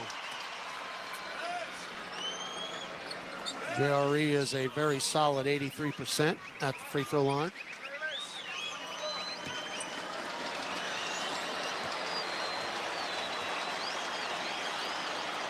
Got them both. 89-81, 60 seconds left in the third. Well, he had 11.6 rebounds against Orlando in that blowout. Broke about a 5-minute drought. No points. 5 minutes of game time. Vassell dotted line, spins, dump it off to Sohan, doesn't want to take the three. He'll just go back into the paint, throw it to Johnson, spins, reach in Olynyk, and a steal. Kelly up the floor, JRE. Bumped by Champagnie, grabbed him. You could make an argument for a take foul, but it's not going to happen. But I mean, Champagnie bear hugged him. Kelly Olynyk giving us a little feast and famine here these last couple of minutes. Turned it over, had a couple of shots roll out, but this time he comes up with the steal. 22-6 points off turnover advantage for San Antonio. Free throw good? So when you get that, 22-6. it is just it's now 22-7 with the made free throw. I mean, you can't win a lot of games that way. You basically have to shoot yourself out of trouble when you turn it over that way. Second free throw, Robinson Earl. He's got 4 straight from the line. And it's a 6-point game again. Spurs both teams had their largest lead of the game in this quarter. You could get the 2 for 1 if you can keep them out. Oh, can't keep them out. With a strip on Blake Wesley, who was too deep. And underneath the hoop. And there'll be a foul on Olynyk. So Blake Wesley, in his 3rd year out of Notre Dame, 25th pick in the draft a couple years ago, clangs the free throw. And Kelly Olynyk, because he's not an above-the-rim post player, he makes his fouls down low. He's going for the strip and the steal. That's 4 on Olynyk. You got to get him out of there because you're going to need him in the 4th quarter if you want to win this game. There he is. No question. So Trey Murphy in for the final 28.2 seconds. So you can basically take this down. You don't want to let one, two, or boy, both free throws no good. Wow, what a break. And they almost got the offensive rebound. Almost. Horseshoes and hand grenades. You did get the rebound with McCollum. All right, CJ center circle. Shot clock, game clock, 3 seconds apart. You're down 6 here at the end of the third. McCollum lefty, righty, yo-yo dribble. One-on-one with Sohan. Crosses over, goes behind the back. Kick it out in the corner. Jose for 3. Around and out. Sohan half-court shot, good if it goes. Yep, banked it in. Absolutely. That'll sum it up. That's a 6-point swing right there. That is a round and out for Jose. And then Sohan straight in the middle of the center circle, banked one in at the buzzer. A guy who doesn't want to shoot threes off a set offense, banked one in on the run. Spurs end the third on a 20-4 run and take a 92-83 lead to the fourth quarter. Back with the final stands after this on the Pelicans Radio Network. Life is a workout, and Smoothie King is here to help you power through. Whether you're crushing those mountain climbers, owning that hit series, or power cleaning your closet till it sparks joy, Smoothie King has the fuel to keep your momentum going. Drop whatever's holding you back and make every move matter more with the low-cal, naturally caffeinated, seriously satisfying Metabolism Boost Smoothie. Now available in dark chocolate banana, only at Smoothie King. Being a Chevron car these days has been quite the adventure. Miami to Seattle, ocean to ocean. I've stopped at so many states and collected so many bumper stickers. Sometimes I feel like a moving passport book. It's just so great what I can do with Chevron with Techron, because it gives me unbeatable mileage and keeps my engine clean. Plus, there are so many Chevrons along the way. Now the only thing I'm worried about is where to go next and where to put all my new bumper stickers. Chevron with Techron, fueled by possibility. Caesars Sportsbook is the only sportsbook app with Caesars rewards. Win or lose, every bet you place brings you closer to the types of perks only Caesars can offer. Download the app using promo code SAINTSDYW. Place your first bet of $1 or more for a chance to double your winnings on your next 10 bets. 21 or older. New users only. Not available in prohibited parishes. Licensed through Horseshoe Bossier City and Caesars New Orleans. Max bet $25 for boosted winnings. Max additional winnings $2,500 per bet. Profit boost tokens expire 14 days after receipt. For terms, visit Caesars.com/promos. Gambling problem? Call 1-800-GAMBLER. Over the last century, United Way of Southeast Louisiana has been the force for good in our community. We've been at the forefront of improving outcomes in education, income, and health for every person everywhere. Together, with you and our partners at the New Orleans Pelicans, we're rolling up our sleeves and mobilizing the power of people, offering ways for you to create a community strong enough for the next 100 years. Visit UnitedWaySELA.org to join us today.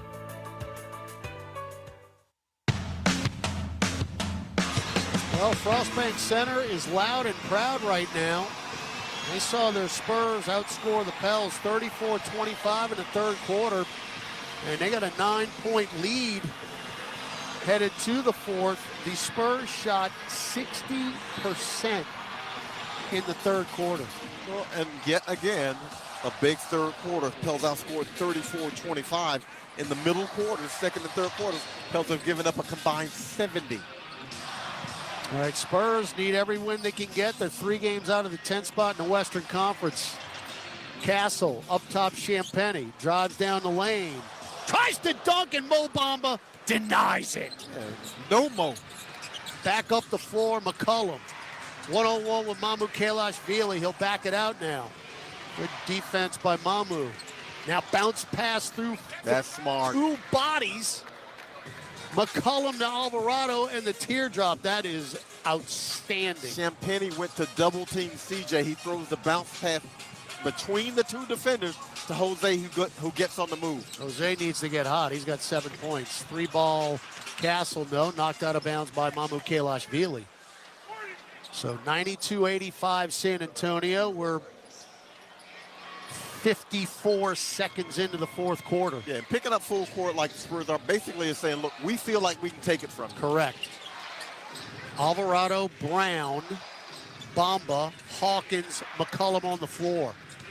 CJ, right free throw line extended, Bruce Brown back to McCollum. Stop, pop 3, right wing. No. Rebound, Bruce Brown.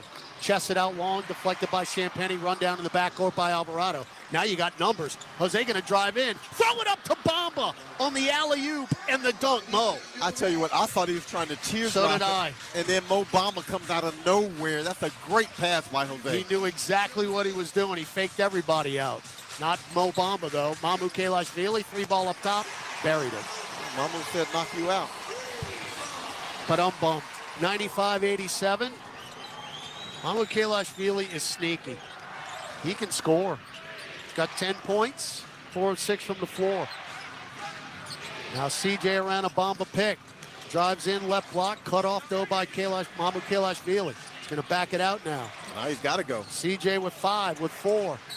Foul by Mamu Kelashvili, throws it up just to hope a prayer is answered, and it was off the glass. CJ going for 3 the hard way. Draws the contact, kissed it off the glass. That's a tough look.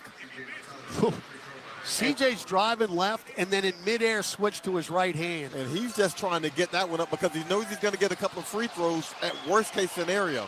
21 from McCollum. It's his 26th 20-point game of the year. And now he's got 22 as he makes the N1. And by the way, McCollum is 2 assists from a double-double and 4 from a triple-double. He's sneaking up on you. Stephon Castle headed strip, and then it's kicked by Bamba out to Mamu. Chested up the top of the key, Barnes. That is an 18 and 49. Yeah. That's what happens. That is just complete and utter luck. When you're not winning, the ball finds ways to avoid you. 98-90. San Antonio just keeping you at bay right here. CJ right wing. Through the legs 4 times. Bounce it down low. Backdoor cut. Bruce Brown and Champagny forced to foul. Another beautiful feed by CJ McCollum. That's a smart play by Bruce Brown. He's camped out in the right corner. CJ's dancing. And while the defense is mesmerized, he snuck baseline. That's 4 on Champagny. Second foul of the quarter already for San Antonio. Bruce Brown, 85% at the free throw line this season. Knocks it down. And this end of the floor, as we've said, has not been the issue. It's the other end. It's the 17 turnovers to 22 points. You know, you're minus 14 in points off turnovers, and you're down 7. And it's the not coming up with the loose ball, and they end up with a 3. Well, their bench has really been the story, though. 48 bench points for the Spurs tonight. Brown knocks them both down. 98-92, you're hanging in there, but you got to string some stops together. Yeah, you have to. You got to rebound the ball when the chance comes. Barnes, backdoor cut Champagny. So much for that stop. Foul on Mo Bamba. Pels defense watching the basketball, watching Harrison Barnes, all eyes on him. Champagny says, okay, if you're going to watch him, I'll just cut behind you and get to the rim. 25 assists now for the Spurs, but the Pels have 26. Offense ain't the problem. Getting stops is the issue. Free throw Champagny good. So the Spurs now 14 of 20 at the free throw line. Pels have 11 attempts. Again, don't get me started. They've got more makes than we've got attempts. That is never, ever a good sign. No good with the second rebound, Jordan Hawkins. 99-92, 3 minutes gone in the fourth. You're down 7. Brown, McCollum, Alvarado, Hawkins, and Bamba on the floor. CJ dotted line cut off. Bounce feed back out long, Jose Alvarado. Crosses over Sohan, drives in, floater, nope. Rebound Mamu, and a reach in Jose, who's had a rough game. Yeah, tough one. He can't get the floater to go. He's had a couple of block shots. Did make a nice assist to Mo Bamba a little while ago, but he just hadn't had it in this one. Murphy in for Hawkins, who has not scored a point in 18 minutes. And when you're this short-handed, you need Jordan Hawkins to score points. Down 7, 8:35 to go. Harrison Barnes drives hard on Murphy. Foul. Yeah, they're just forcing the issue on offense. Yeah, this is it's going to be tough for the Pels to win this game because you're not getting any stops. You can't get stops because you can't keep them out of the paint. Either they're scoring in the paint or they're going to the foul line. So Harrison Barnes just quietly going about his business with 13 points. Make it 14. Yeah, and the Pels are winning 44 to 34 points in the paint, but they're 15 to 22 from the foul line, and the Pels are 11 of 11. So those kind of add to the points in the paint because they're being aggressive. They're getting those fouls going to the rim. Got them both. Again, you can't get over that 7.8 point hump right now. They're pouring out. McCollum, stop, pop, left angle three. That's short. If you don't make shots, the way we're playing defense right now, watch out, GTA on Champagny. No, Champagny knew it was coming. Now Mamu Kalashvili, they'll go to double-figure lead with a bucket here. Castle to the rack. Foul by Bamba. Going to the rim again. Now, these are legitimate fouls, folks. They're just downhill. Yeah. So, trust me, if I didn't think these were fouls, I'd be screaming bloody murder. But they are, because they know now you just don't have anybody down low. It's going to body anybody up. And they're just torching us at the free throw line. Yeah, they're beating your perimeter defenders, getting to the rim. When you rotate over to help, they're either getting a layup or they're drawing the foul. I mean, your bigs can only do so much. You're asking a lot of them to protect the rim this often. This game is right on the brink here. Castle makes them both. You're down 11 with 8:10 to go. And a couple more missed possessions here offensively, and they score. It's lights out. McCollum, left elbow, Papa Midi. That's good. CJ says, we're going to stay in this as long as I'm putting it up. He's got 24. Again, fine there. What are you going to do on this end? Mamu will drive in, throw it up. No, weak side rebound. Makovich, that might have been a foul on McCollum. He got away with it. It was. Now CJ is going to stay hot. Guarded by Mamu. Get it over to Trey. Pop a three. Good. There Rainbow right wing. Nothing but net. Timeout San Antonio. CJ hot enough to where they send the double team. He swings it, and Trey is open, and Trey gets one to splash. And right tiptoeing the cliff. And you hang in there. And now you're only down 6 with 7:32 to go. We'll send it back to New Orleans. This commercial break for a scoreboard update with Gus Cattengill. Stretch run coming up in this one in San Antonio. Spurs trying to end the season series with a split. Pels trying to win it 3-1. It is 103-97 San Antonio on the Pelicans Radio Network. If you're needing to relocate across town or across the country, there's no job too big or too small for John Fayard Moving and Warehousing, the proud mover of the New Orleans Pelicans for well over a decade. They offer red carpet, white glove office and household good relocations at competitive rates. Moving is stressful and exhausting. Allow John Fayard Moving and Warehousing to ease your mind and your muscles. Full packing and storage available upon request. Call 228-864-2262 or visit johnfayardwarehouse.com today to schedule a survey or to book your move. Andrea Bocelli in concert, presented by Stifel. June 10th, Smoothie King Center, with the Louisiana Philharmonic Orchestra, conducted by Stephen Mercurio, the world's most romantic voice. Andrea Bocelli in concert. On sale now at Ticketmaster. You can start a rewarding career as an emergency medical technician sooner than you think. The National EMS Academy, a division of Acadian Ambulance, can train you in just 12 weeks at their campuses in Alexandria, Baton Rouge, Covington, Lafayette, Lake Charles, New Orleans, and Thibodaux. Students who complete the class and pass the National Registry exam are eligible to work for Acadian Ambulance. Classes start soon. Learn more at becomeamedic.com. Welcome back to Pelicans basketball. Let's check tonight's NBA scoreboard. All right, guys, it was a good one in Detroit. The Pistons go down, though, tonight. 113-107, the Thunder with the win. SGA, 48 points, 6 assists, 3 steals. We'll see the Pistons on Monday and Sunday this upcoming week. All right, thank you, Gus. Here we've got 7:32 left in the fourth quarter. Pels have been down by as many as 11.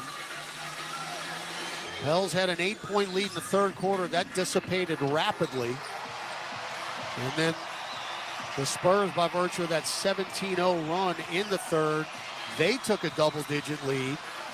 Their largest lead has been 11. Right now it's at 6. There's plenty of time. But can you get enough stops? That's been the issue tonight, and they have spread it out again. 7 in double figures for the Spurs. They had 8 in double figures in last night's loss to Charlotte. But when you move the ball the way they do, it's going to find open guys and different guys. All right, Sohan's got it, front court underneath the arc. Bounce feed in the lane, Harrison Barnes spins left off the glass. No, and a late whistle on Trey Murphy, who can't believe it. Are we going to challenge this? Trey is calling for it. Well, he is begging for it, but you know what happens there. Green is looking at his coaches to see if it's worth challenging. It does not appear to be so. I think it's going to happen. Again, you cannot listen to players. Back to the line they go. You can't. Willie Green, he just pounded his hand in his fist. And Trey saying, I'm straight up, I'm vertical. Yeah, no. And Willie saying, no, you're not. No. I'm looking at the replay. No, you're not. Free throw good. It's like being bitten to death by a stuffed panda right now. Wow. They're just going to the line. Speaking of pandas, Red Panda was at the ACC tournament yesterday. Now, John, I saw your tweet. Dude, look here. I saw your tweet. This is just the one thing I'm going to tell you. John tweeted yesterday that his bucket list was to throw Red Panda the saucers. I'll hold after the next stoppage you play. Remind me. Pels down 105-97 with 6:50 to go.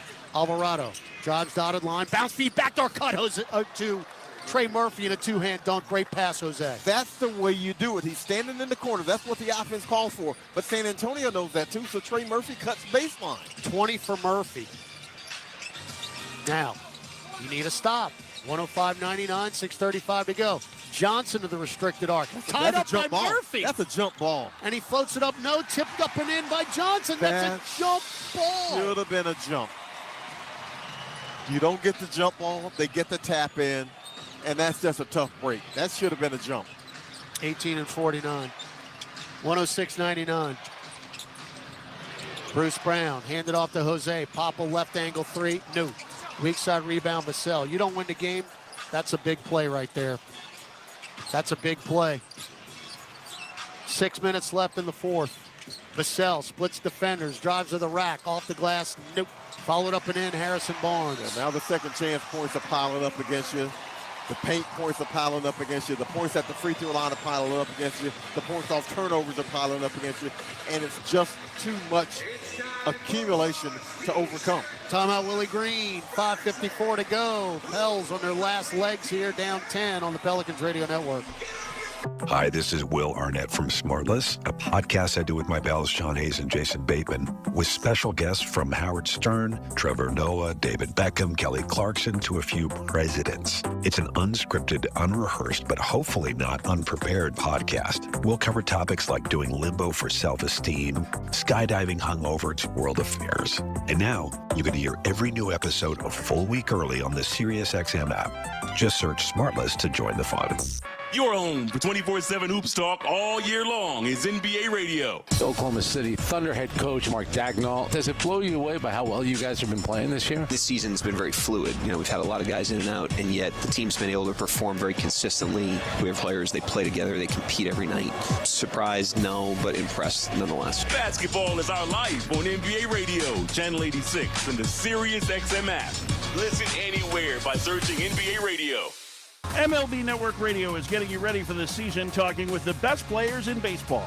Here with Juan Soto. These players, they have experience in the NL East and playing New York and everything, so I think it's going to be really fun. Joined now by Angels outfielder Mike Trout. I know where I'm at. I know when I'm out there, I still feel I'm the best player on the field, and that's the whole mindset coming in the spring. Enjoy it, have some fun, and play. Hear player interviews from all 30 teams right now on the SiriusXM app. Just search Spring Training. What's your school's road to the Final Four? Find out when the men's and women's brackets are unveiled Sunday starting at 6 Eastern on Sirius XM College Sports Radio Selection Sunday Special. And throughout March, hear men's college basketball's winningest coach analyze the NCAA tournament on Basketball and Beyond with Coach K. I'm geeked up about it. It's Basketball and Beyond with Coach K. Tuesdays and Wednesdays at 5 Eastern on College Sports Radio. Channel 84 in the car and on the Sirius XM app.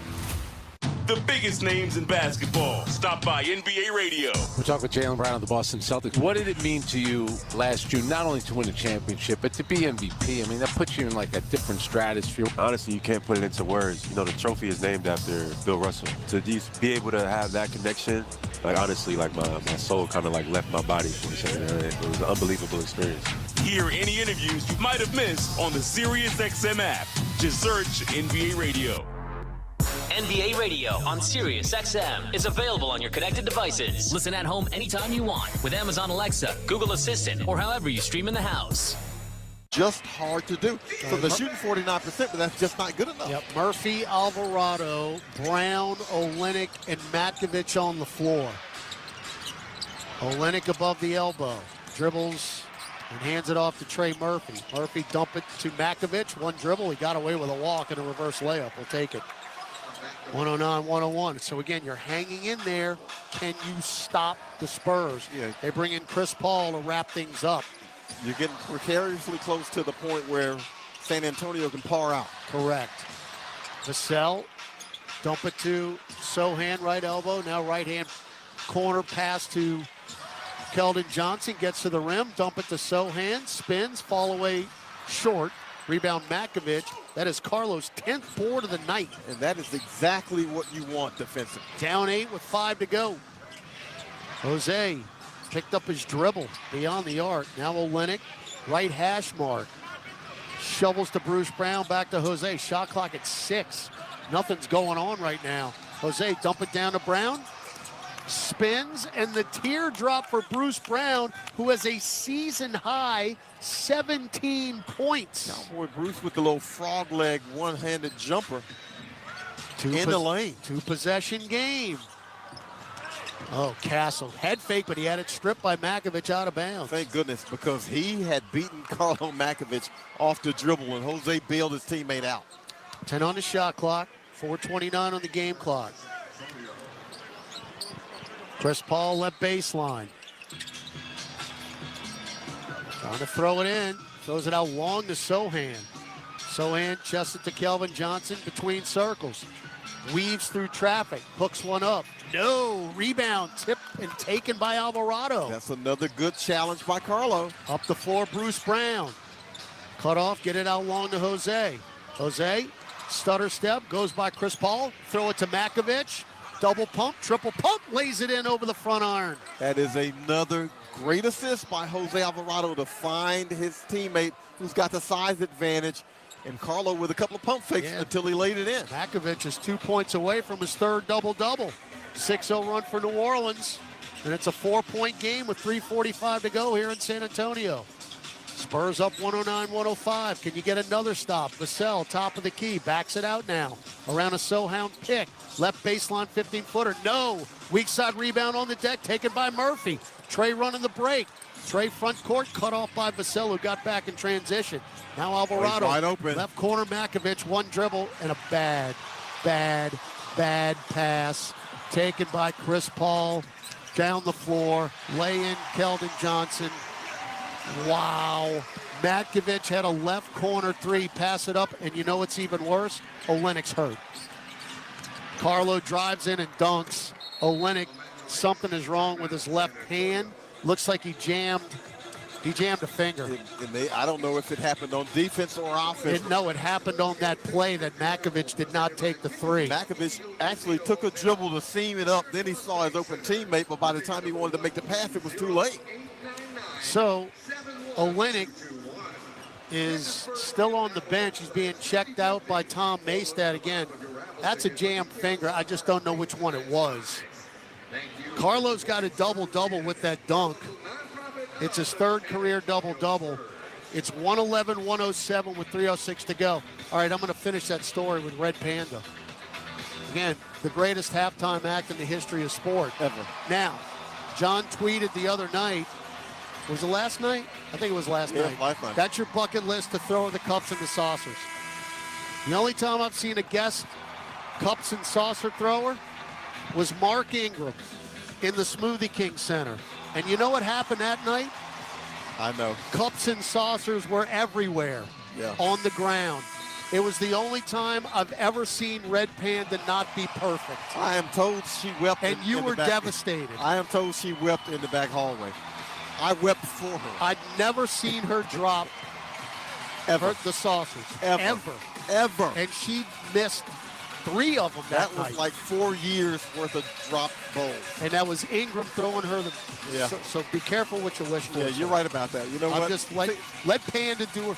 Let Panda do her own and I've work. kind of thought about it because you don't want to throw the bowls crooked to where she drops them. You just don't want to be that guy. I mean, I've seen you upset before, but you were inconsolable that night. All right, back to the action here. Spurs ball up 4 with 3 minutes left. Clutch game now.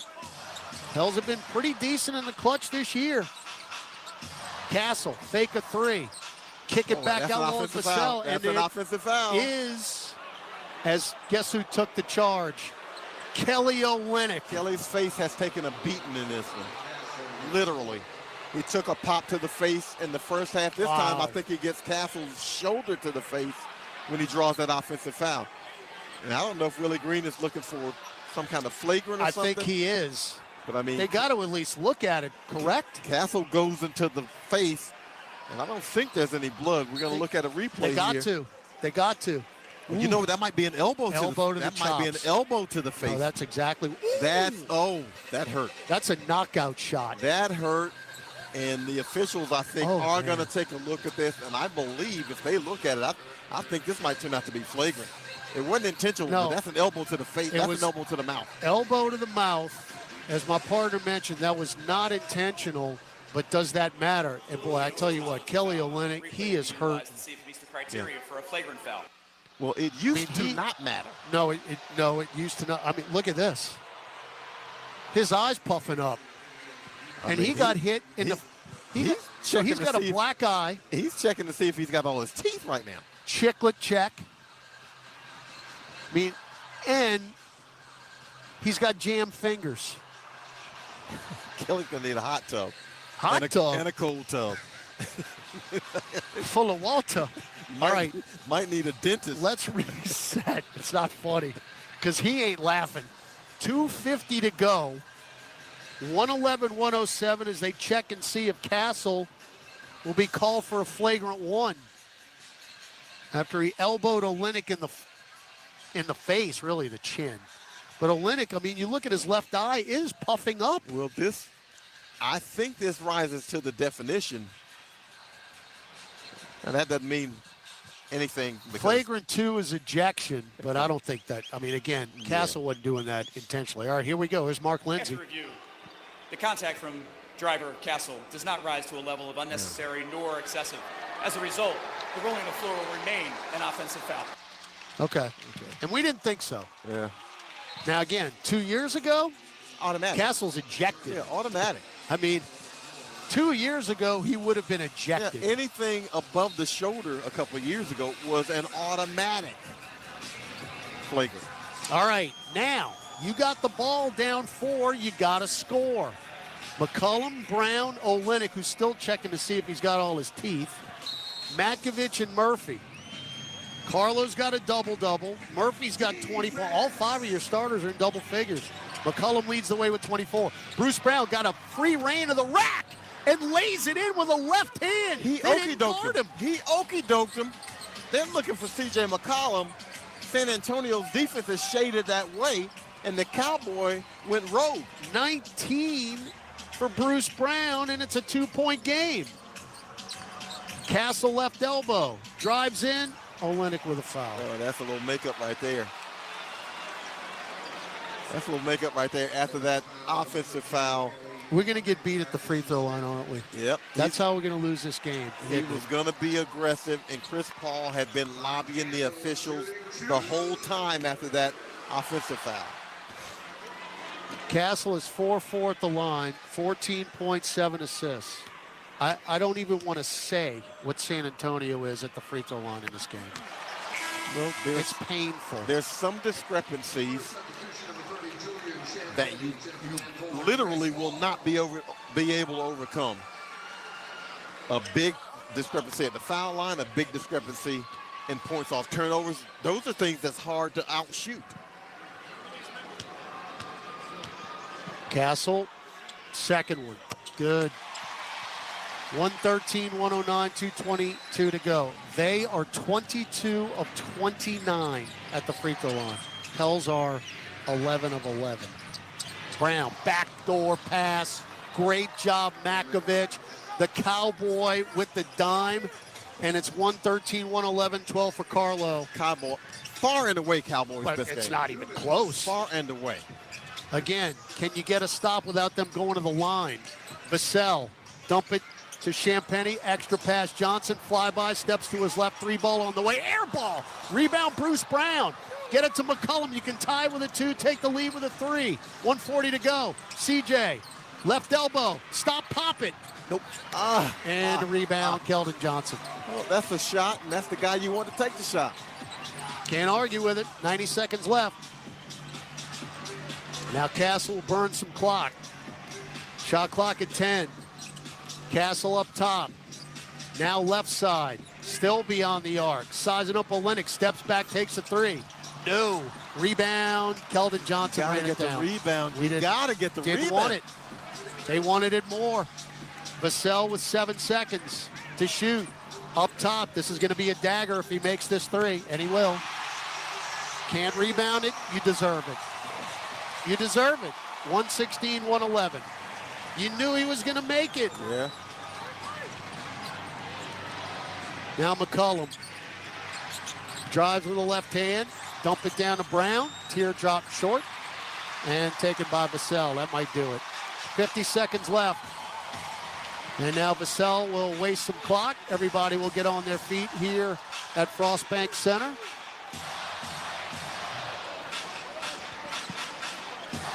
And now with 7 to shoot, they're looking for the dagger. Vassell for 3, short. Rebound Makovich. Got a pulse. You got to CJ pull up. leans in. He's looking for the foul, and he should have gotten Bumped it to Olenek. Reverse layup, missed that. Tipped up, no. Tipped up in. 21 seconds to go. It's a 3-point game. You got to foul him. You got to foul. Champagny, we foul him in the backcourt. So if San Antonio makes their free throws, and they've done so all night, they will win this game. Well, in addition to the foul shooting discrepancy, think about this. Pels fumble 1 rebound out of bounds, a 3. Yep. Fumble another rebound out of bounds, a free throw. Yep.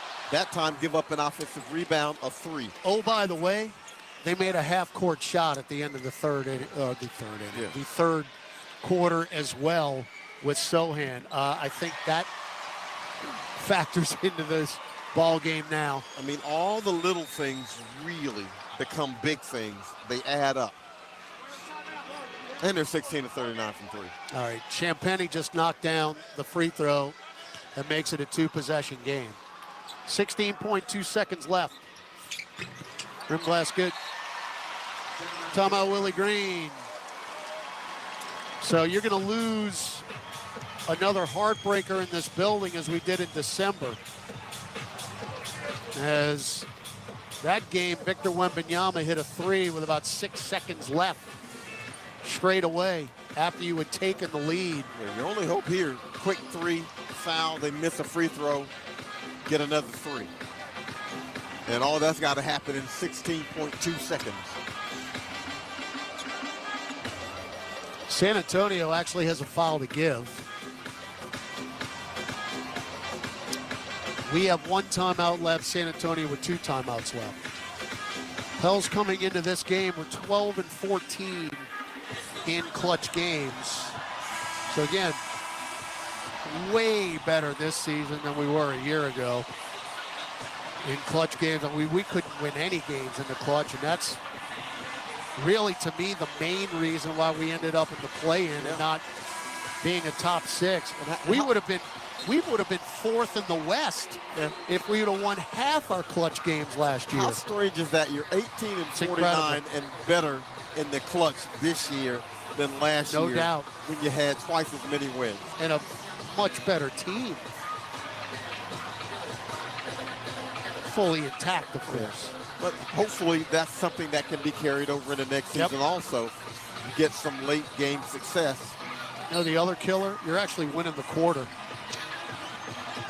All right, here we go. Inbound to McCollum in the backcourt, races into the front court. He'll slalom through and miss the teardrop. Tipped up and in, or tipped up no, and followed up and in by McCollum. It's a 3-point game. You got to foul Castle, and you do so in the backcourt with 6.3 to go. Yeah, so if he makes one and it's done, you need him to miss both. And you got to get in a hurry on the other end. We've got all 5 of our starters in double figures, but the difference in this game, the bench for San Antonio, they have 4 in double figures with their bench, 7 overall, 55 bench points for the Spurs to our 24. That is really your ball game. That's decisive. Castle's free throw, the rim blast good. 25 makes to our 11. And again, if anybody watched the Tulane-Memphis game today, pretty much getting a replay of that tonight. And Tulane lost by 1. Memphis had 38 free throws and Tulane had 21. Missed the second, and we get a timeout. Did Olenek get it falling out of bounds? Did they give it to him? Did they give it to him? I think so. Now, yeah, he's a timeout. It's still a 2-possession game. Yeah, 2-possession game. So you need a miracle. You need a 4-point play. Yeah, you need to be fouled shooting a 3. And, of course, making the 3.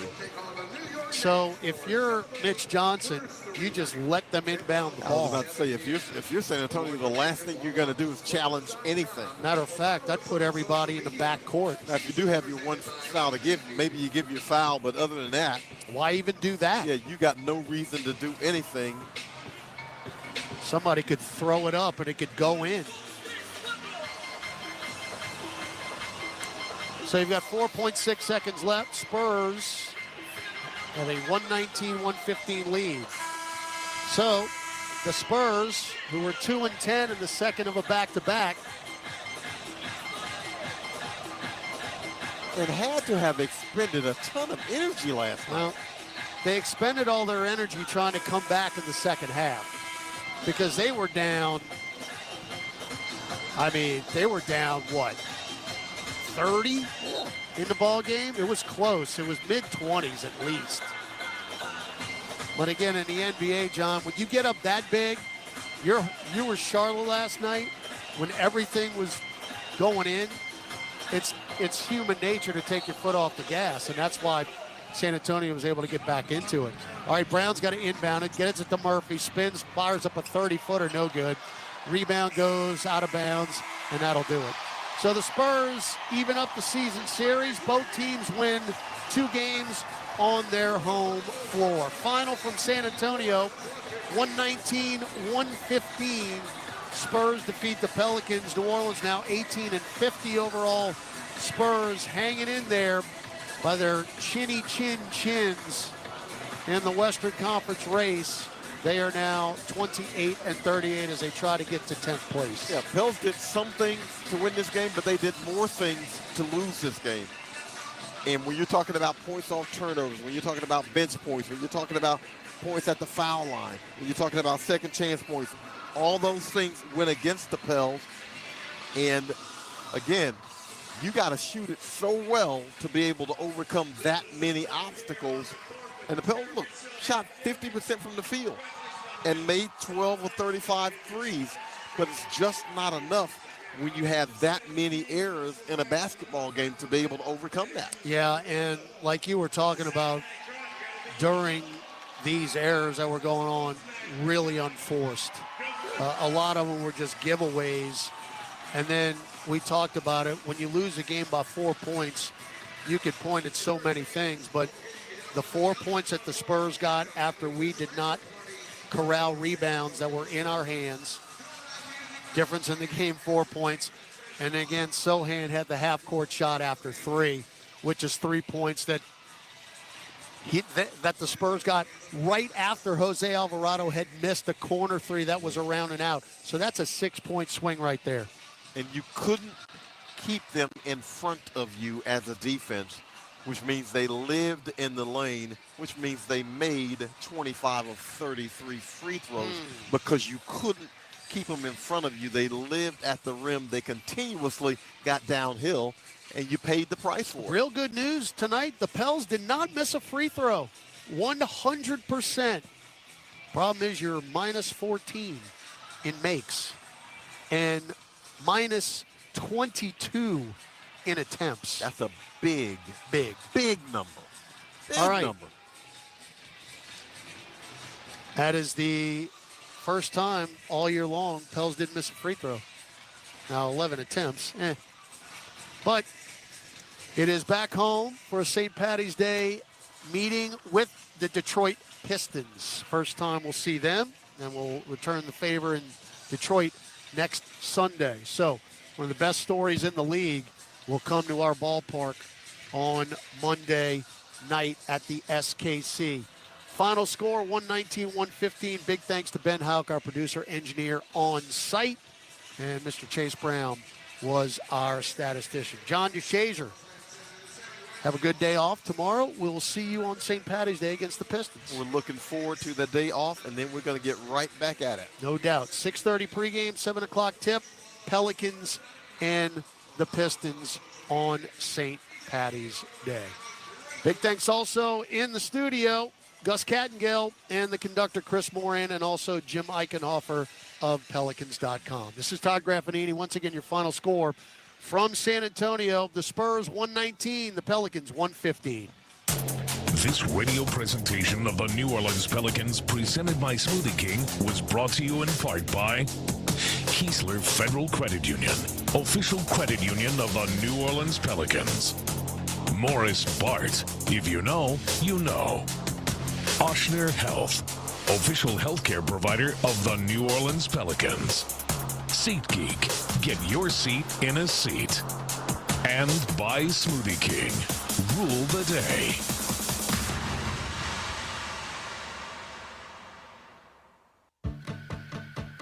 Entergy Louisiana is strengthening our power grid from Lake Charles to Baton Rouge, Metairie to Monroe. Our blueprint covers the state. Nearly 10,000 projects, over 11,000 miles of transmission line. We're reinforcing infrastructure to prepare for stronger storms, reduce outages, and respond quicker when you do need us. We're making stronger connections in every community because together, we power life. AmeriHealth Caritas Louisiana helps people get care, stay well, and build healthy communities. Our Medicaid plan offers a wide range of benefits to best meet your health needs and those of your family. Care is the heart of our work, and just like the Pelicans, our team is committed to excellence. Make AmeriHealth Caritas Louisiana your choice today. Learn more about the benefits of our Medicaid health plan by visiting care4la.com. That's care4la.com. Hey Pelicans fans, SeatGeek is here to help you experience all the action. SeatGeek makes it easy to find tickets so you can be a part of all the courtside celebrations this season. Whether you're buying or selling tickets to Pelicans basketball games or to any other live event in New Orleans, SeatGeek is the place to do it. SeatGeek is the official ticketing partner of the New Orleans Pelicans. The most disruptive idea in ticketing? A ticket that works. Expect the expected. SeatGeek.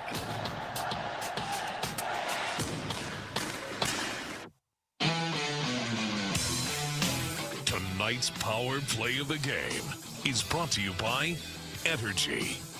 Entergy. We power life.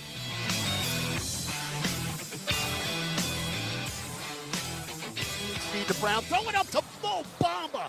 And a right-hand punch down on the alley-oop. That is fantastic It was. execution and a great lob by Bruce Brown. Now, Mo had to go get it, but he did. How about that? Bruce Brown and Mo Bamba trying to do what they could. Pels just a little short, though, tonight in San Antonio. John DeShazer will give us his thoughts as the Pels go down tonight. Your final score in San Antonio, 119-115. Spurs with the win. Pelicans OT when we come back on the Pelicans Radio Network.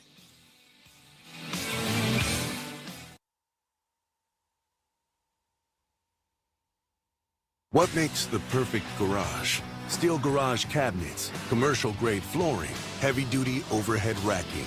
Garage storage systems built for a lifetime of heavy use. Build your dream garage with newAgeProducts.com.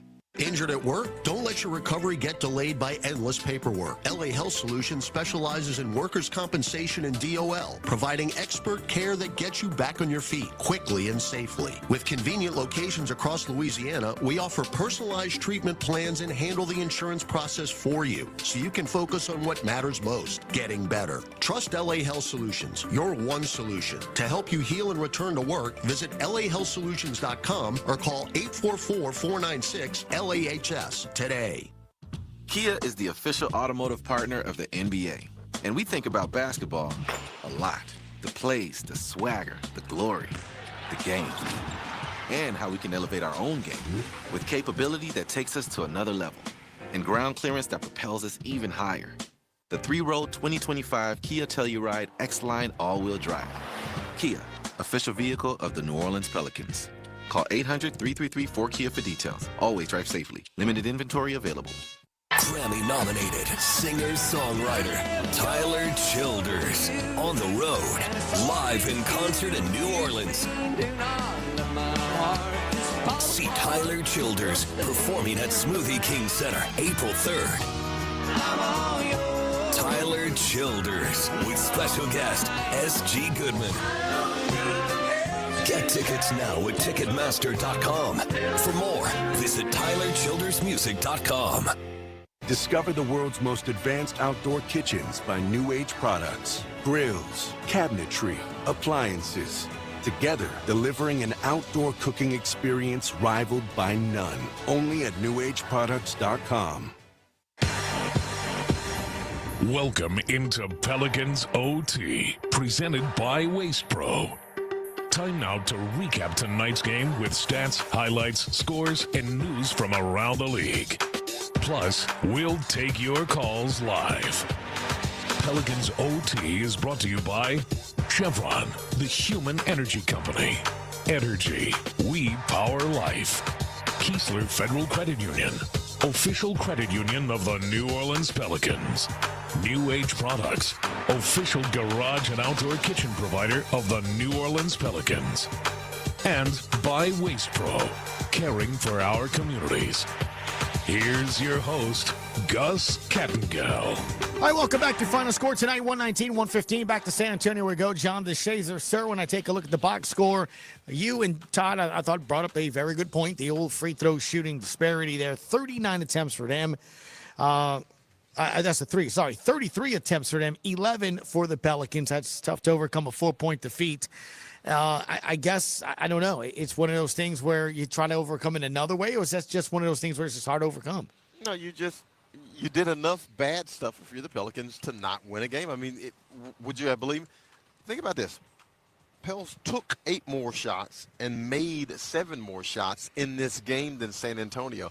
But when you turn the ball over the way they did, when you give up the second chance points the way they did, when you commit as many fouls and you get that discrepancy at the foul line, you cannot, well, you can, it's possible, but it's hard to shoot so well that you're able to overcome that. And you got to make a lot. Now, Pels shot 50% from the field.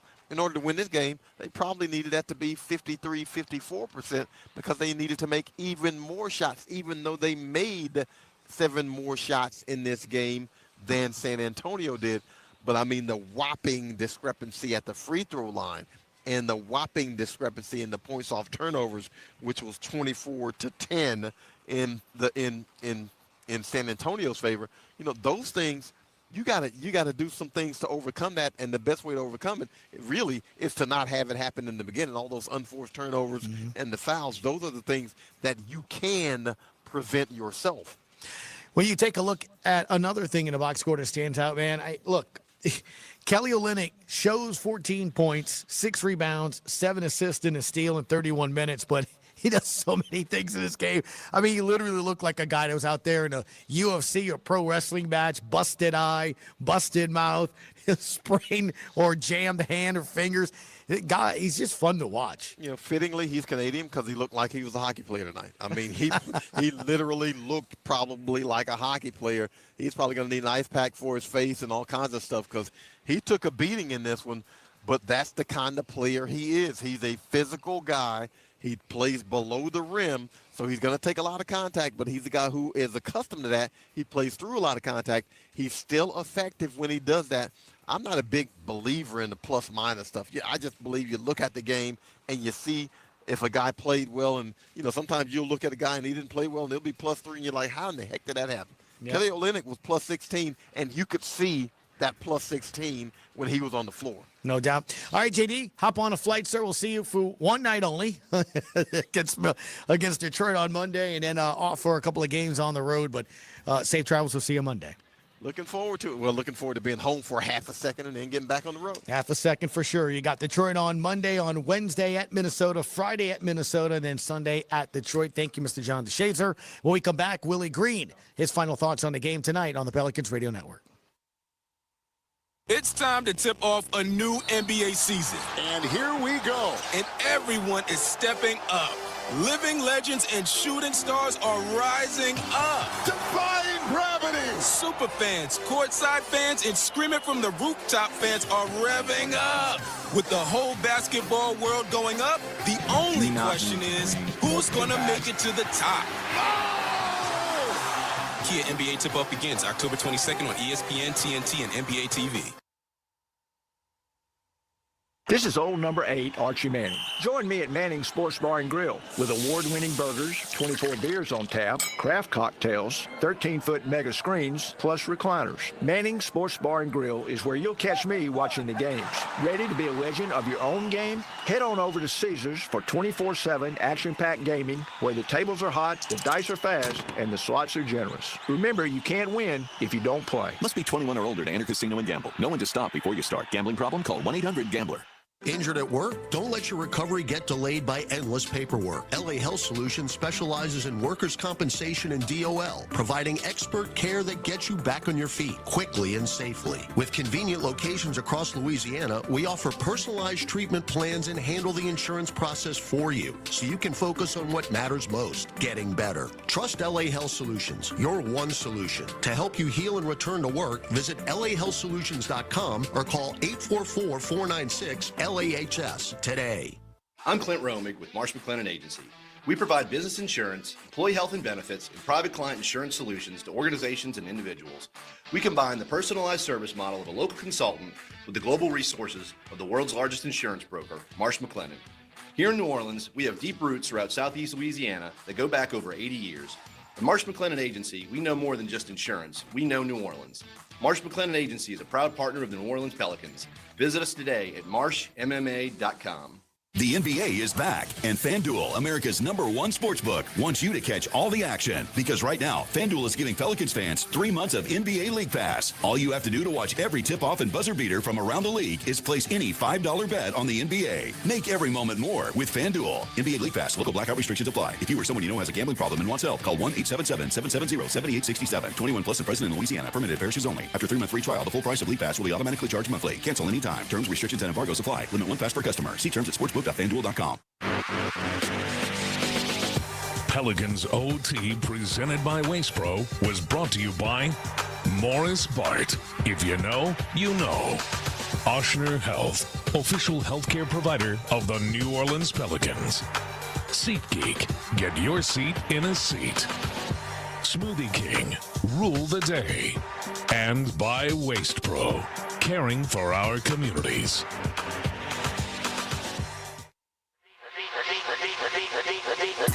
Hi, welcome Welcome back, Pelicans. Put up a solid effort, but come up a little short tonight. 119-115. Pels led in scoring by C.J. McCollum with 26 points. Trey Murphy III, 20 points. Kelly Olynyk finished with 14. Carlo Makovic, 12. And Bruce Brown had 19. That was your starting five. Jose, 7 off the bench. Mo Bamba with 8. Jordan Hawkins didn't score at 18 minutes.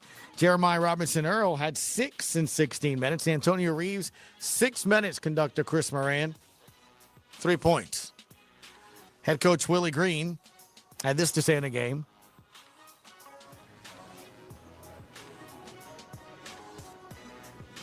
Yeah, that was a major key for us. We talked about it going into the game. I believe the last couple games against them, we were a bit high.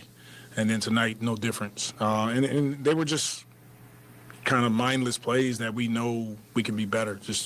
And you know, when you're missing guys, our margin for error is small. So that's an area of growth. We have to be better in those scenarios where we have to value possessions. And we didn't do a great job of that tonight.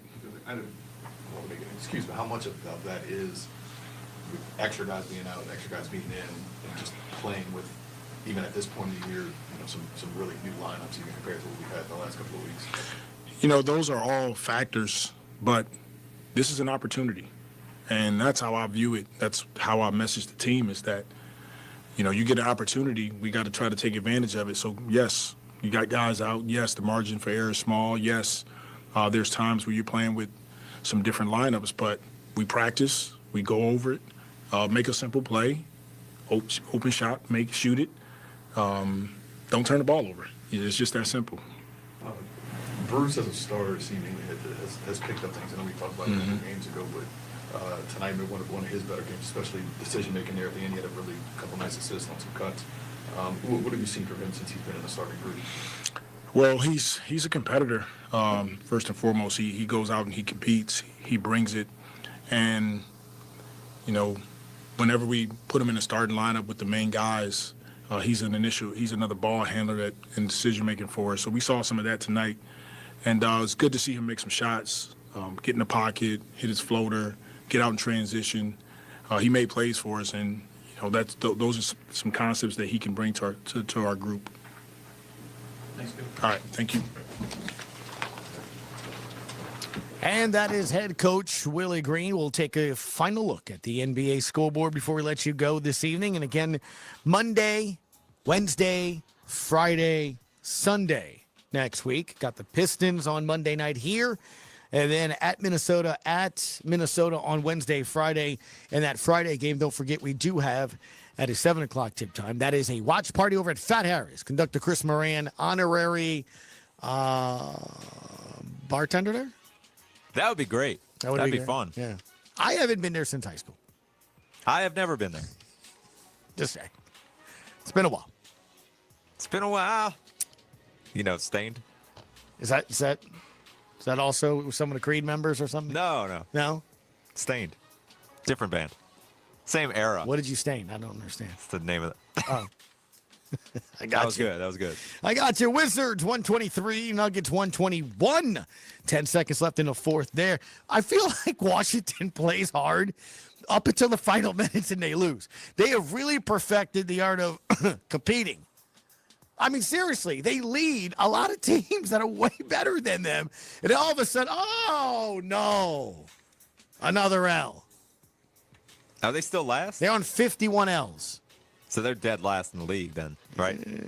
But we have 50 losses, so we're right there. You're right.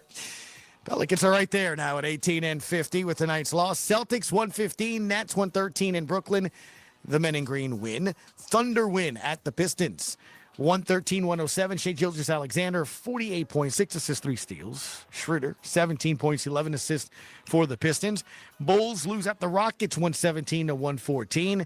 The Grizzlies get a win, 125-91 at home. Jaren Jackson Jr., 31 points for them. The Bucks, 126, Pacers, 119. Giannis with 34 points. They're just winning. Right? And a lot of people kind of chit-chatting about them and all that stuff there. 38-28. Knicks at the Warriors. And Golden State wins 97-94. Steph Curry, 28.7 rebounds. Karl Anthony Towns, 28. Before I let you go, Thursday, I got home, you got home. We got to relax a little bit. Right at the start of the third quarter, about 2 possessions in, Curry right elbow, right wing 3, number 4,000. Is that incredible?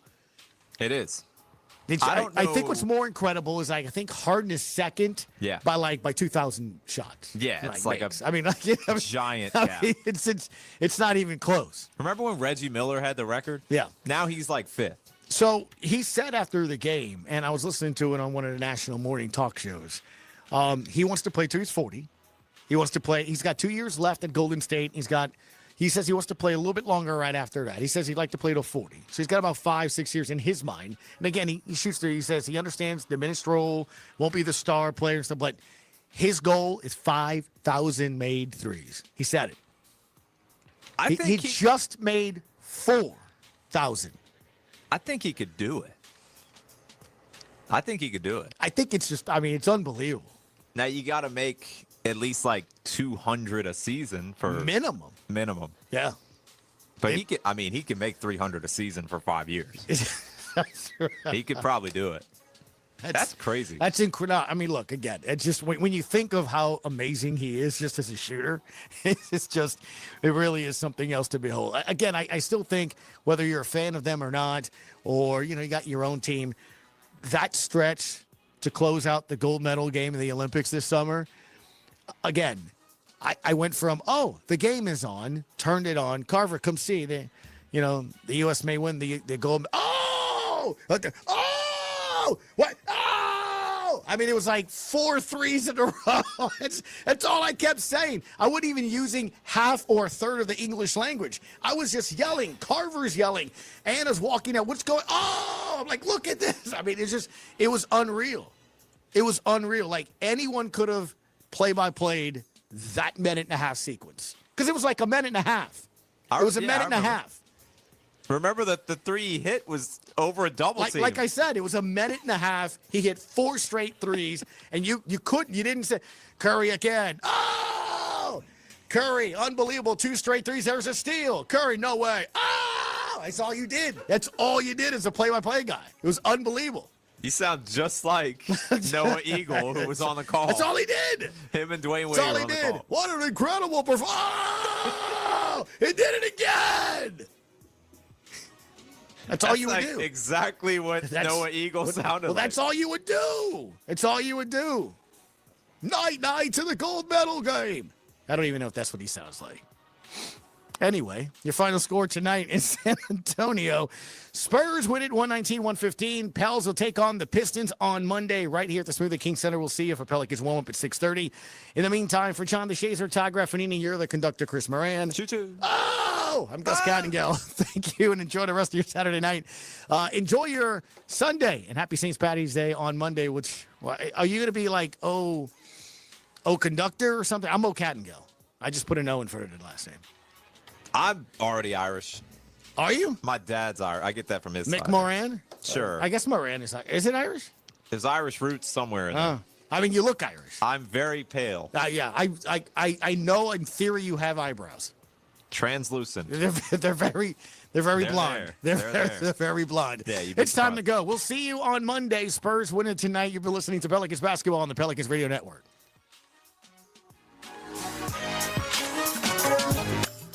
The New Orleans.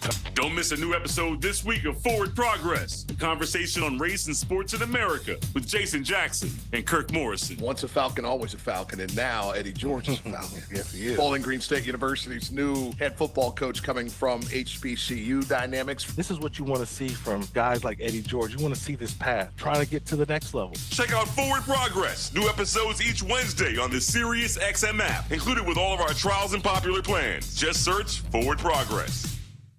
NFL free agency is here. Your team could be getting a player that changes your fortunes next year. And Sirius XM NFL Radio has you covered with the latest news and transactions from around the league. Sam Darnold is going to be a Seattle Seahawk. That's a good situation for Sam Darnold. No way around that. The most pivotal sightings and the teams that are hunting for that missing piece. What are they doing at quarterback? They got to sign a veteran. They got to win. Follow it all on NFL Radio Channel 88 and on the Sirius XM app. From the roots of Motown and R&B to the groovy rhythms of the 70s. Music icon Smokey Robinson is delivering his very own channel of 60s and 70s soul hits and stories of his career. Hey, it's Smokey Robinson. Music is my life. Whether you're cruising or just vibing it,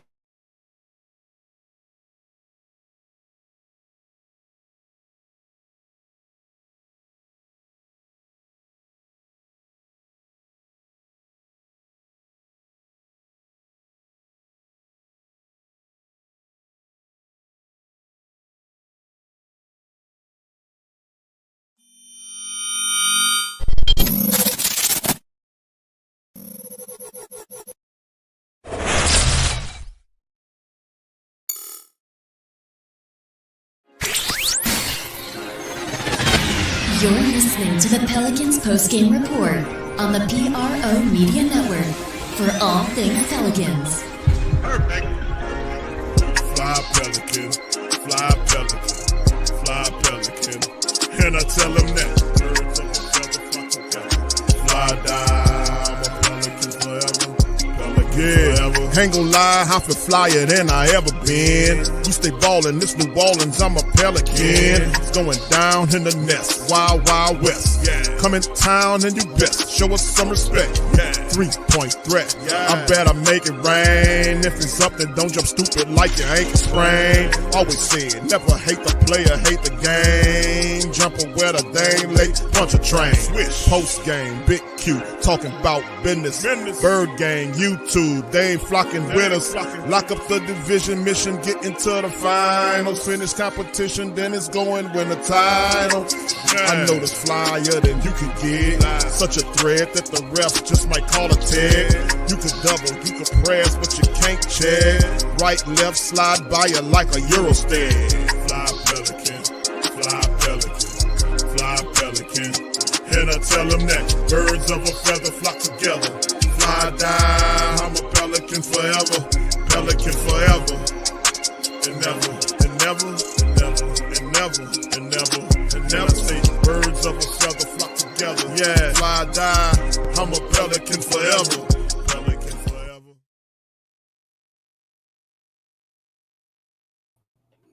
Yo, what's up, family? It's DC in the building, here to bring you another episode of the Pelicans Post-Game Report. And as you know, the Pelicans got another L tonight. They fell to the San Antonio Spurs, 119-115 in a very lackluster effort. Zion was missing tonight, which I thought he would play. I think heard some stuff about him possibly having a baby. I don't know how true that is, but didn't see him listed on the injury report or anything really mentioned about it. So no Zion tonight. Pelicans fall 119-115. I'm pretty sure y'all already heard Willie Green and his nonsense, so that's one less thing we got to suffer through tonight. But we will be going over the stats and statistics after the breakdown of the game. And basically tonight what I saw is pretty much lack of execution down the stretch. I mean, the Pels had this game, but the Spurs were, they were doing their thing, man. I think we had a little bit more talent out there than them, but the better team definitely won. They played better together, even though we played very well as a team tonight with, I think, about 34 or 35 assists. We definitely lost the turnover battle, though. We had a few more turnovers than them. CJ had some turnovers, although he had a very good game tonight. Carlo had a lot of turnovers too, man. Just lacking a point guard, in my opinion. The Jose ain't enough to get it done. Then you don't have Zion tonight. So all of those things show up in the loss column, man. So while I guess this is a sad occasion, I'm happy. I want us to get an L, and the Washington Wizards, somewhere in hell, found a way to beat the goddamn Denver Nuggets. I would have never thought that was possible. So I don't know how close we are to them, but I know we get to that magical number 50 We got 50 losses on the season, family.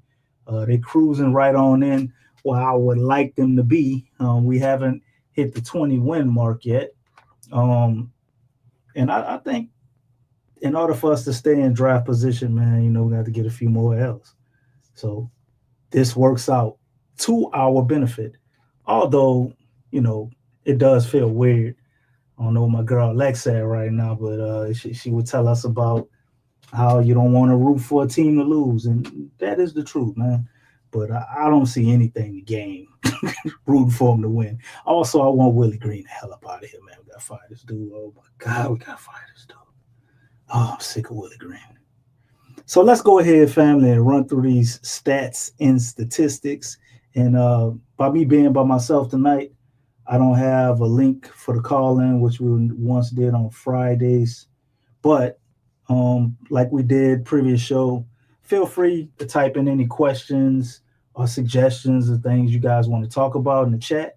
And I'll be sure to go through the chat and rattle off as many as I possibly can before we get up out of here. But let's get through the boring part of the show. Let's go over the stats and statistics of the night. Pels fall 119 to 115. First quarter score, Pels actually led the first quarter, 23 to 22. And they lost the second quarter, so it was still a close game to that point, first half. The Spurs, they kept putting in that energy unit and surging back when we would, I guess, gain a little momentum and get some lead. So second quarter was 35-36, advantage San Antonio. The third quarter is where things started to turn. In that last second shot to end the third, when Jeremy Sohan hit that long-ass three, I knew he was going to lose, family. But the third quarter was 25-34, advantage San Antonio. Fourth quarter, 32-27, advantage the Pelicans. But, we fall 4 points short. The field goals on the night, it was 46-92 to the Spurs, 39-84. Field goal percentage, the Pels shot a cool 50%. Spurs shot 46%. From the three-point line, we were 12 for 35. They were 16 of 39. That was 34% for us and 41% for them. For free throw line, the Pels were 100%. Wait, man, I gotta take my glasses off later. The Pelicans were 100% from the free throw line. That's awesome. Still lost the game. But we only got 11 free throws. They had 33 goddamn free throws. And they shot that at 75%. They were 25 of 33. Rebounds. We slaughtered the rebound battle, even though we pretty much lost the game on not being able to get a rebound. 52-37. Advantage Pels. Offensive rebounds, we had 12 to their 8. Defensive rebounds was 40 to their 29. Assists was 34 to 26. The Pels had 34 assists to the Spurs 26. Wow. Steals. We only managed to get 2 steals, and they racked up 10. Blocks. Pels got 3 blocks to their 2. Turnovers, we had 18 total turnovers to their 10. So that right there, 23-pointers and those turnovers kind of cost us the game. Points conceded off of turnovers. We conceded 24 points off those 18 turnovers. The 10 turnovers they had only turned into 10 points for us. Fast break points were 22-19. Points in the paint was 62-40. Fouls were 20 fouls for the Pels, 15 of them. Technical fouls, none on the night, no flagrants. The largest lead of the night for the Pels was 8. Largest lead of the night for them was 11. Going into the team stats to look at how our guys fared, during this L. Definitely could have won this game, though, man. Just, obviously you will point the coaching, but just lack of execution down the stretch overall. But Kelly Olynyk, 31 minutes, 7 for 12 from the field. He didn't take any three-pointers or free throws, 2 offensive rebounds, 4 defensive, 6 total, 7 assists for Kelly Olynyk, who was bringing the ball up court a lot. I thought that was very interesting. 1 steal, 2 turnovers for Kelly Olynyk. Solid, well, really good performance from him. 14 points plus 16 on the night, tied with none other than C.J. McCullough for the highest plus or minus on the team. Bruce Brown started tonight playing 32 minutes. He was 8 for 13, 1 for 3 from the three-point line, 2 for 2 from the free throw line, 2 offensive rebounds, 4 defensive, 6 totals, 6 assists for him as well, who handled the ball a lot too. 19 points on the night. 3 personal fouls for him and 5 for Kelly, forgot to say that. Carlo Makovich played 27 minutes tonight in the absence of Yves Missi, and he did very well. 6 for 10 on the night. Missed his only three-pointer that he took. Didn't go to the free throw line. Managed to get 2 offensive rebounds, 9 defensive rebounds, 11 total rebounds for Carlo. 4 turnovers, though. Yeah, I've seen him a lot of times, man. Just a little too loose with the ball. You got to tighten that up, player. Plus 2 on the night, though. 12 points in total. Really, really solid showing for Carlo, man, who continues to put together, pretty good performances, man. I think he's a solid backup power forward / center at this point. CJ McCullough, man, led the team tonight in scoring. He was 10 for 22 from the field, 5 for 12 from the three-point line, 1 for 1 from free throw line, 1 offensive rebound, 6 defensive, 7 rebounds total, 9 assists, 1 steal, 4 turnovers, 1 personal foul, plus 16 on the night, and 26 points for CJ McCollum. Trey Murphy, also CJ played 33 minutes. So 10 more from the 23 he played the last game.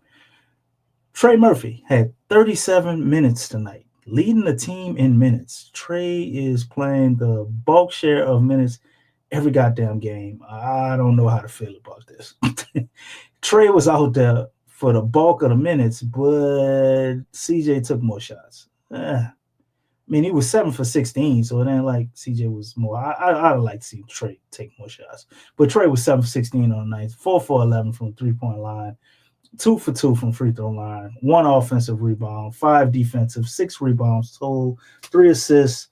He had a block, 2 turnovers, 4 personal fouls, -6 on the night, plus or minus 20 points for Trey. Then you had JRE out there in 16 minutes, 1 for 2 from the field, 4 for 4 from the free throw line. 2 offensive rebounds, 6 defensive, 8 total, 2 assists. -7 plus or minus 6 point solid game from JRE. Mo Bamba was out there for 12 minutes. He was 3 for 3 from the field. Didn't take no 3-pointers, 2 for 2 from free throw line, 1 offensive rebound, 5 defensive, 6 rebounds total, 1 block, 3 personal fouls, -8 plus or minus 8 points on the night. Solid showing for Mo Bamba. Jose Alvarado was out there for 28 minutes. He was 3 for 8, 1 for 3 from the three-point line. No free throws, no rebounds, 5 assists, no steals for Jose. 2 turnovers, -8 on the night, 7 points. Would expect a little more from Jose. Down night, in my opinion, from him. Antonio Reeves, 6 minutes tonight, had a field goal, which was a 3-pointer. He had 1 offensive rebound, 1 turnover, -6, and 3 points.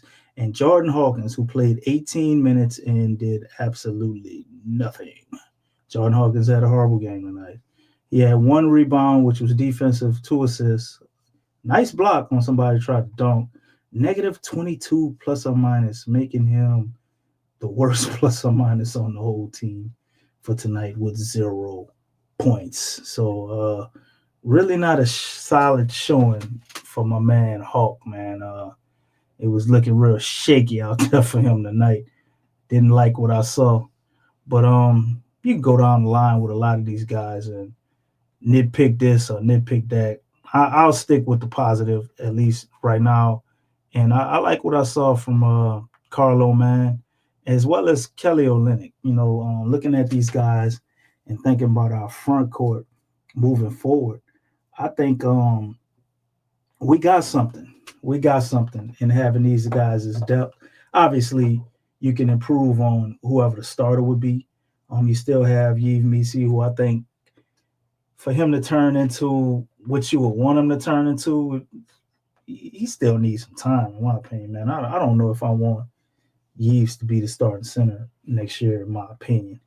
Some people may feel differently about that, but I think he's a solid center. But just watching Carlo and Kelly Olynyk out there, I can't help but those two guys fit way better with Zion than Yves, in my opinion. But I like what I see defensively a lot of times with Yves, but just watching Carlo, man, it's like, damn, why you can't just do that? Carlo always catches the ball.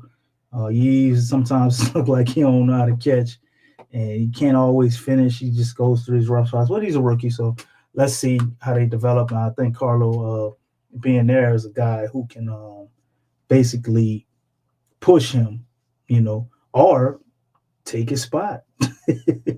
For real. I'm doing good, Jedi, man. I'm up in here chilling, man. The only bad part about my day is I got to talk about the funky ass Pelicans getting another loss. But at the same time, put us up in the draft odds, so that's actually a positive as well. Can't be too sad about it, you know what I'm saying?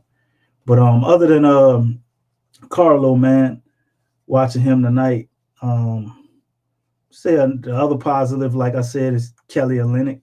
He had 7 dimes tonight, man. They was dumping the ball down to Kelly in the post, letting him set up, and he kicking out the shooters. I'm like, okay. Seeing him, they give him the ball, shot clock running down. Kelly do a Euro step over there and turn that shit into a floater. I'm like, okay. Man, Kelly got some game, man. I don't know how long he could play at an extremely high level. Maybe that's why he hasn't been a starter everywhere he's been or turned into a big name. But I just think him being alongside Zion, those two guys are good guys to keep, especially if you can find something better as a starter and have them kind of playing bench role or getting the allotted amount of minutes at center and power forward. Man, we looking up in that department.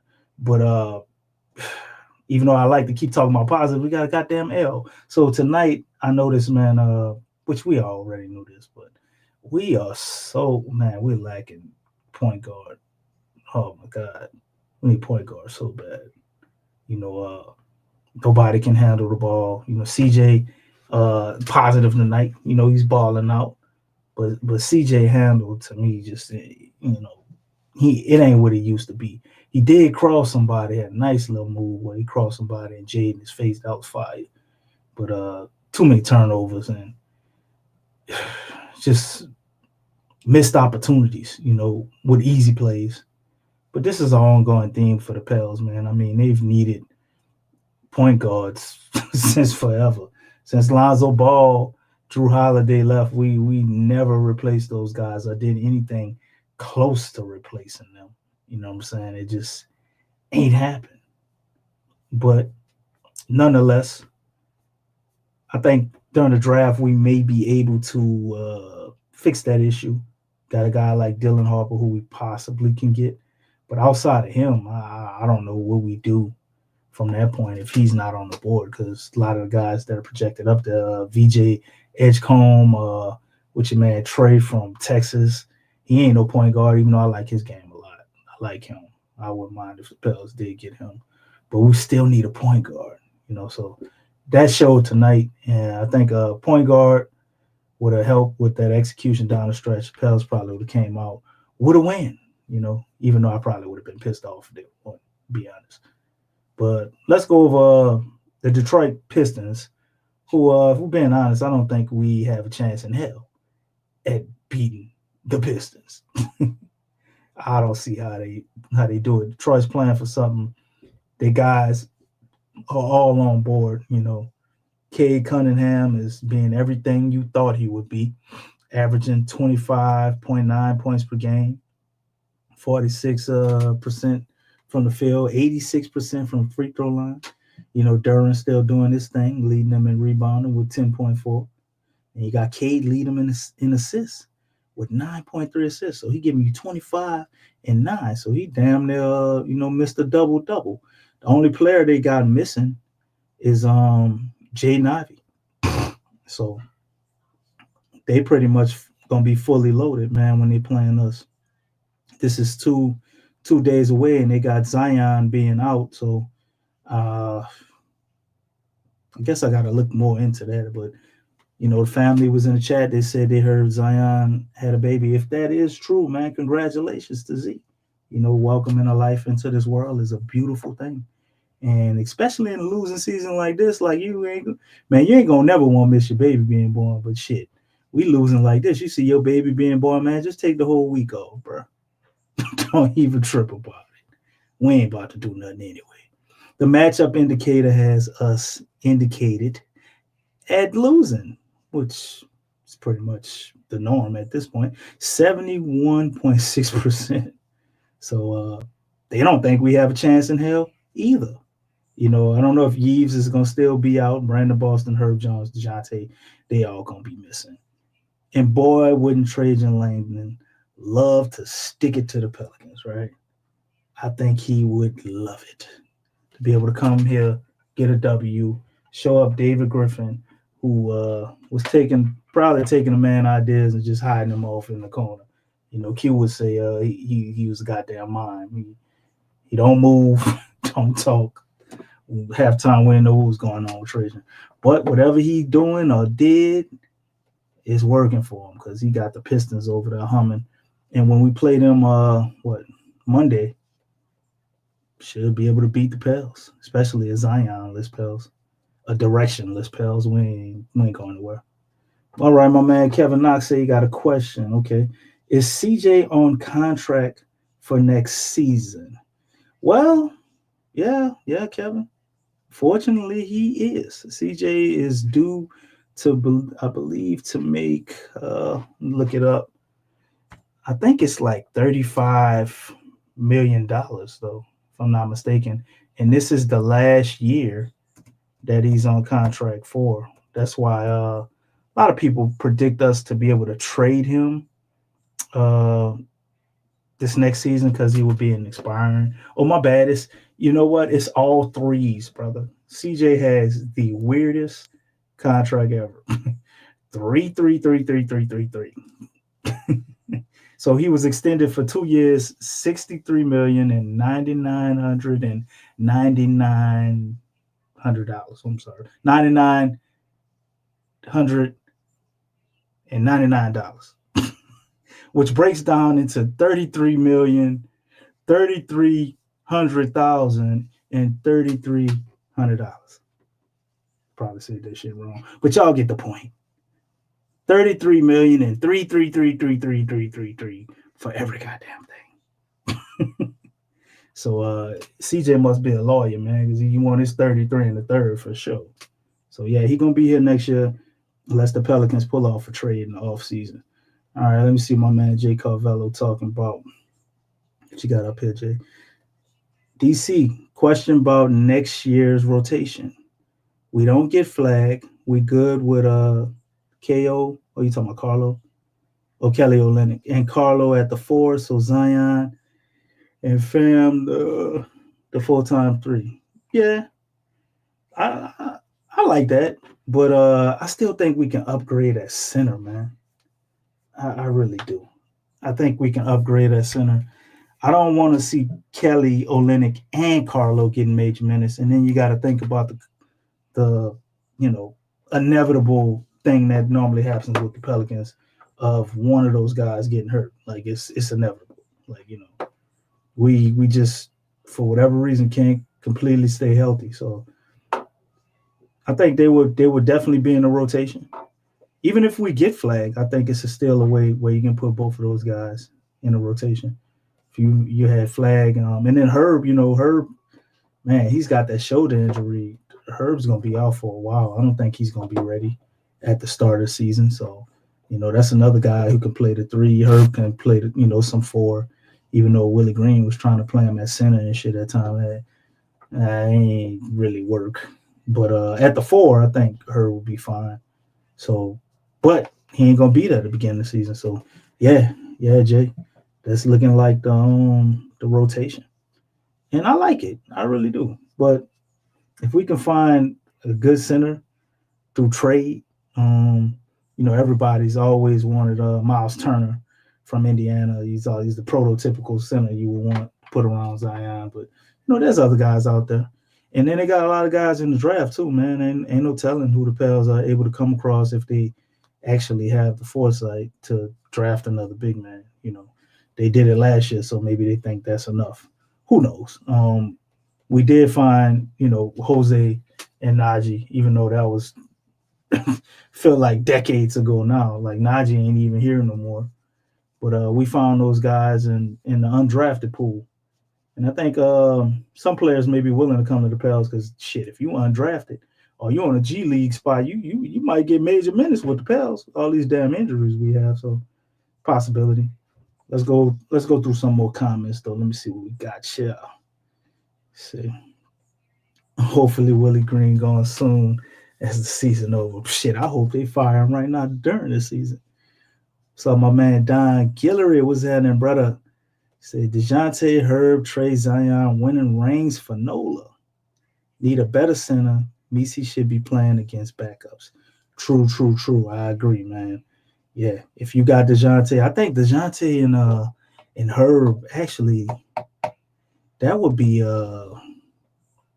that'd be a real nice backcourt. So I guess we could put Trey at the 4 too. And then you find a center to match that lineup. You ain't lying, Don. They could do something. Have to be a hell of a center. But the only thing with that is DeJounte is hurt. So he tore his Achilles. So you looking at, man, Achilles injuries are brutal, bro. That's like a 8 to 9 month recovery time. Let me look up the recovery time on Achilles. But if I'm not mistaken, it's like 8 or 9 months. So you talking about shit, DeJounte not playing really till 2026. So I ain't gonna say we can't win a championship. We ain't contending next year if it depending on DeJounte. Because 8 or 9 months, man, it's a long time. And then when you recover, you still gotta take into consideration the time it's gonna take him to actually feel like himself. According to AI on Google, just doing a quick search, they say the recovery time is 4 to 6 months. So not quite 8 months, a little bit, guess over exaggerating it, but still 4 to 6 months, man. And you got to get back in basketball shape. You got to be able to trust that leg to, have the power and be able to plant off that thing and push off of it. Yeah, that's a lot. But wishing them a speedy recovery, man. So him and Jose getting into the lineup, I'm very curious about what that would turn into or what that would look like, because I think they would wreak havoc on opposing players in that backcourt defensively, man. And offensively, what DeJounte do. He's great there as well. And hopefully what we saw last year with Herb and his 3-point shooting is something that can stay consistent or trend upward, because it ain't look so great this year. But, the man had a shoulder injury. I'm not sure how long. Like, it may have been aggravating him. Might have been dealing with that all season with Pelicans. You never goddamn know. But let's see. What's up? Knox Villain. Did we get an extra first this year from Toronto, or is it a later pick? Yeah, we got an extra first from Toronto, but it's not this year. It's a 2026 pick. So that'll be the pick next year, which next year they actually have a good draft projected as well. So that may be something that we can benefit a lot from, and may look a lot better than we think. Hopefully, David Griffin ass is fired. Then we can really feel good about that pick, because, man, we be hit or miss sometimes, and shit, we be having some layups right in front of them. But, then you look at them and they do find a guy like Trey Murphy, although we probably mismanaged his career and he could have been a starter a lot earlier in his career. Nonetheless, we finally got there.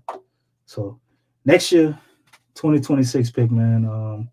Not sure how bad Indiana going to be next year, because it's not a Toronto pick. It's the Indiana pick.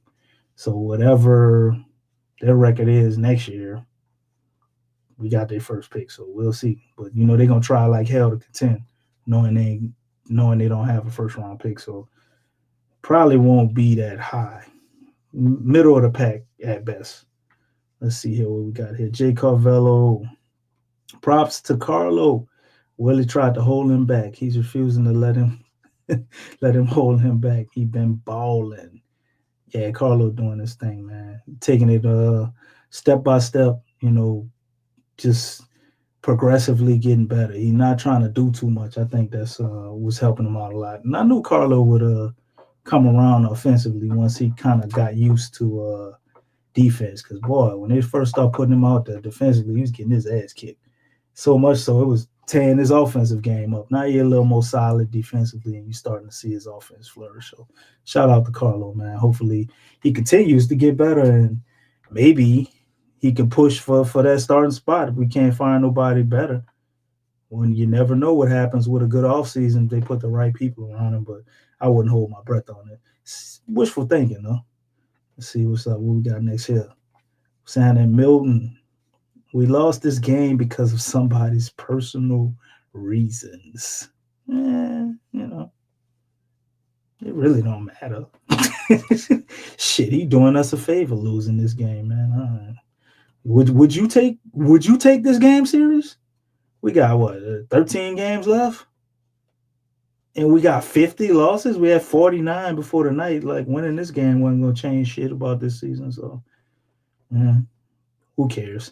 I mean, CJ McCullough took a rest day in the middle of last game. Like, nobody cares anymore, man. They out there trying to hopefully work on their game and collect the check. The season's over. Let's see, Jedi Connor. So I'm calling him Clueless Green from now on. He don't know shit. You right about that. See, Jay Carvello got something else. Now that I think about it, if we healthy next year, position versatility might be our best asset. Possibly, but if we get a point guard, man, just we don't have nobody that can break down the defense, man. You saw a little bit of it with what's the dude who hurt right now? Brandon Boston. Saw a little bit of it with him. But we really need some people who can break down the defense, man, and just get a bucket. Like some of what you see with CJ, but maybe geared towards passing a little better because Lex had a whole segment she dropped on y'all last show about, just them not being able to complete entry passes. But if we could show up that point guard problem and get a few facilitators, I agree with you. I agree with you, Jay Carvello. But we still, to me, we need another star player. We need one more star player from some position level or another. Don't know who it could be or who it's going to be or if they even get them, but we need that. And if we keep everybody we got, we can lead on that positional versatility. Let's see, my man. Don Dada, 432 was in it. Missy is dependent on a good point guard. Most centers are, brother. Murray had him looking like rookie of the year. He need a player who has set the table. He need a player who set the table for him. Willie doesn't help either. Absolutely. I agree 100% with everything you said, man. I couldn't have said it better. Missy is definitely one of them throwback pretty much lob centers that'll play defense for you, block shots, and get rebounds. But you got to set the table for him offensively. You're absolutely right. Let's see, what's up, Jaden Braden. Who's that there, brother? DC, why is it every other game, same team always hitting a buzzer beater versus the Pelicans? Man, listen, you should know by now, man. When you got bad juju on you, brother, shit just go that way for other people. The Pelicans cannot walk and chew bubble gum, bro. Like, it's just shit. If I was a team, I'm playing the Pelicans, my confidence would go up 100%. Like, you might average 2 points a game throughout the whole league. You play the Pelicans, I'm like, man, I'm getting 20 tonight. It's just we just one of them teams right now, man. I remember, in my era of playing Madden. When they start changing up, I ain't been playing as much as but when I first started playing Madden in my teenage years, man, the Cleveland Browns sucked. If you're in franchise mode and you play the Cleveland Browns, you're like, oh yeah, man, your eyes get big. You feel like I'm about to put a 40 on them. That's the Pelicans right now, bro. So it's bound to have some weird shit happen every time, bro. We we borderline, well, not borderline. We're a laughing stock right now, man. The way you probably looked at I guess you say the Wizards, they sucked for a while. You had the John Wall era and Bradley Beal, but shit. When we was facing the Wizards, you feel like that's an automatic W, right? That's how everybody feel playing us tonight. So you got dudes like Jeremy Sohan hitting goddamn half-court shots and shit, man. It's crazy. Jay Carvello, 2026 from Indiana. That's not Toronto's pick. Correct. And it's protected. I forget what the protections are. It is protected. I think it's like what's like top 4 protected or something like that. I think it's like top 4 protected, man. I'll check that out and get back to you on it. I think it's top 4 protected, if I'm not mistaken. Let's see what's up, Nas Villain. Yeah, I love Carlo. We had bad history with drafting stash guys. I wanted Didi Lozada to turn out so bad. Yeah, I wanted Didi to turn out so. I actually met Didi, man. I met Didi downtown, man. Cool dude. He kind of tripped me out. He don't look like he spoke much English at all. I was asking Didi stuff. He was just like, yes. It's like, all right, Didi, kill him next year, bro. Let me go ahead about my business. I can't get no information out of you. But yeah, I wanted him to work out too, man. He looked like he had knack defensively, 3-and-D type guy, but didn't work out. Jay Carvello making Zion run point next year. Well, I can't disagree. Even if we get Dylan Harper or somebody like that, you can still have him play the 2. Just he could be point guard by name, but Zion is point forward. Ain't no problem with that. I actually think that would be a good idea. But I think the Pelicans need to go into the offseason with an actual plan for Zion. It just don't ever seem like we as a team we went to the offseason, which is weird as fuck. It's like 6 seasons now.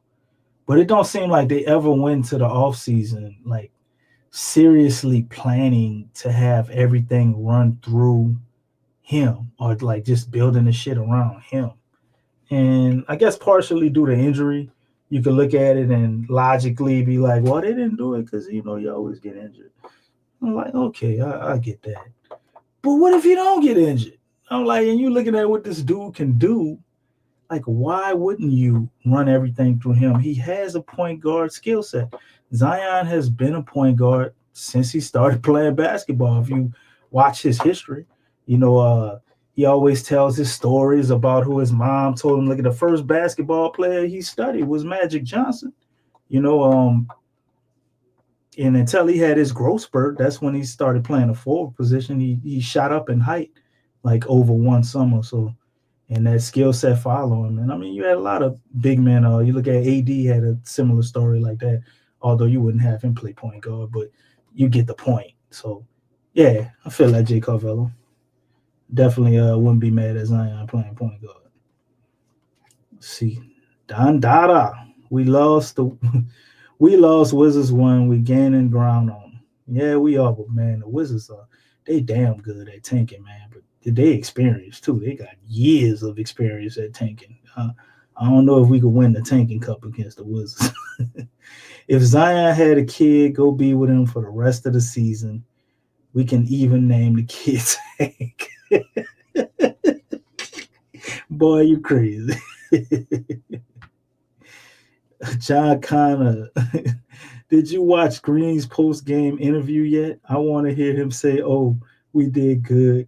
Just keep going. And you know what? It played, man, when I was getting set up to come up in here. We had his interview playing on the live feed that we had running with the live game. And boy, that shit was quick as hell. Willie ain't get up here. He answered like 2 questions and he was out of there. He ain't had shit to say tonight. I don't even remember what he said, to be honest, man. I kind of tuned that shit out. When he started talking, it's just like my ears closed or something. I didn't know that was possible. I can't even tell you what he said, John Connor. But I can guarantee this because I done heard him say shit for 80 games for 3 years now. He ain't missed nothing. He ain't say shit you ain't heard already. This loss wasn't nothing different than plenty other losses Willie Green got, and he didn't say anything worth remembering or that you wanted to hear. So, no, we ain't playing that shit. I'm not even about to waste my time trying to look for that shit, man. We'll catch him on the next one, because there will be a next one, you know. Another loss for Willie Green to talk about, where he ain't going to say shit. And I wonder if he's going to say people got punked again. I don't know. Let's see. Why Bruce Brown look 15 years older than all our players? Hard life, man. And, you know, the dude done been through it. You know, championships, partying after the championships. He went from on a championship and team in Denver to the goddamn Toronto where they wasn't winning shit, man. You know, that might put some years on you, bro. Let's see. Jay Carvello, we will need a competent front office to plan ahead. Indeed.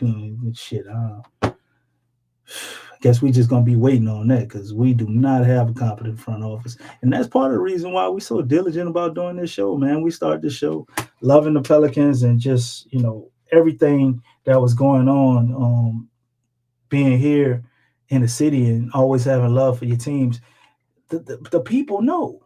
It's like the people know a lot of things we should and shouldn't do. And it was like, you know what? We're going to be a voice. We're going to be a voice for the people. And we going, the squeaky wheel going to get some goddamn grease, you hear me? Because we're going to keep on pretty much talking, because we ain't got to yell. We just going to keep talking at you. It's going to get up there, because that energy going to get put out there, man. We're going to keep telling them what to do till things start moving in the right direction, because what they doing ain't worth shit. You have some wins and losses here. When they hit rock bottom, they always turn to the fans and they start following some of those ideas that have been thrown out there. And you know what? They work. And then the ideas work. Then they get the big head. They think they know what they're doing. They try to drive again, and they start fucking up. So they need a competent front office, but they don't have that. So all they got is us, fam. So y'all keep dropping the knowledge up in here and coming with insightful our thoughts and ideas, and we'll keep relaying the message as well as dropping our own until they figure this shit out, because they still trying to figure it out. That's what, you know, we're going to look back on this year and it's going to be called Figure It Out, because that's all they told us all off season and all during the season. We'll figure it out. We got to figure it out. We're trying to figure it out. So obviously they don't know shit. Don Guillory, what you got for us, brother? Did Zion injuries come from Willie and the Pels want him to be small ball 5? Is that why Zion put the weight on to be a center? I can't say that, because during the Alvin Gentry era, you know, Zion was looking awesome when he came back from his injury finally. They hit the ground running, and I shit you not, if you want to go back and look at the 2019 season before the season got shut down, there was a lot of optimism surrounding the Pelicans when they had Drew Holiday and Lonzo Ball, Brandon. Man, they were balling, bro. They were actually looking like a team that it's like, okay, well, shit, they're supposed to be rebuilding and using these picks. They might be further along than you think. Then they had that long-ass break during the season. And that's the very first time I heard about Zion with weight issues and him getting up to 300-something pounds, you know, they alluded to, after they showed us this weird-ass picture of him looking like Bane, where he's supposed to be in this miraculous shape. Then we went to the first year of the play-in, and Zion was nowhere to be found. Just the weirdest shit ever, bro. The weirdest shit ever. Phantom injury. Some people say it was weight, you know, and that was the start of that. And then he had the weight problems after having injuries and stuff. Even his Willie Green's first year here. So I don't know, man. I don't think he put on weight to try to be a small ball 5 for Willie Green. I don't think so.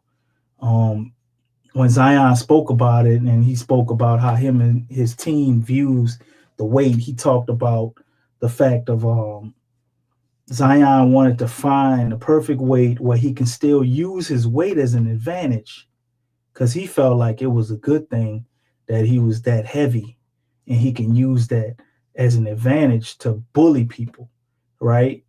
So he thought that maybe getting smaller. I'm judging from things that were said in the past and interviews he's had. You're talking like, 3 years ago.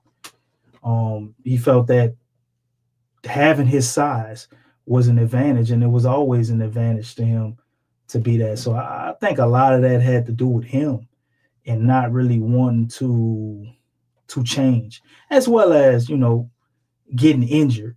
And if I've torn my MCL before, lower leg injury. And I know if you're an active person, which I am and I was at the time, when you mess up your leg like that, man, you really can't do a lot.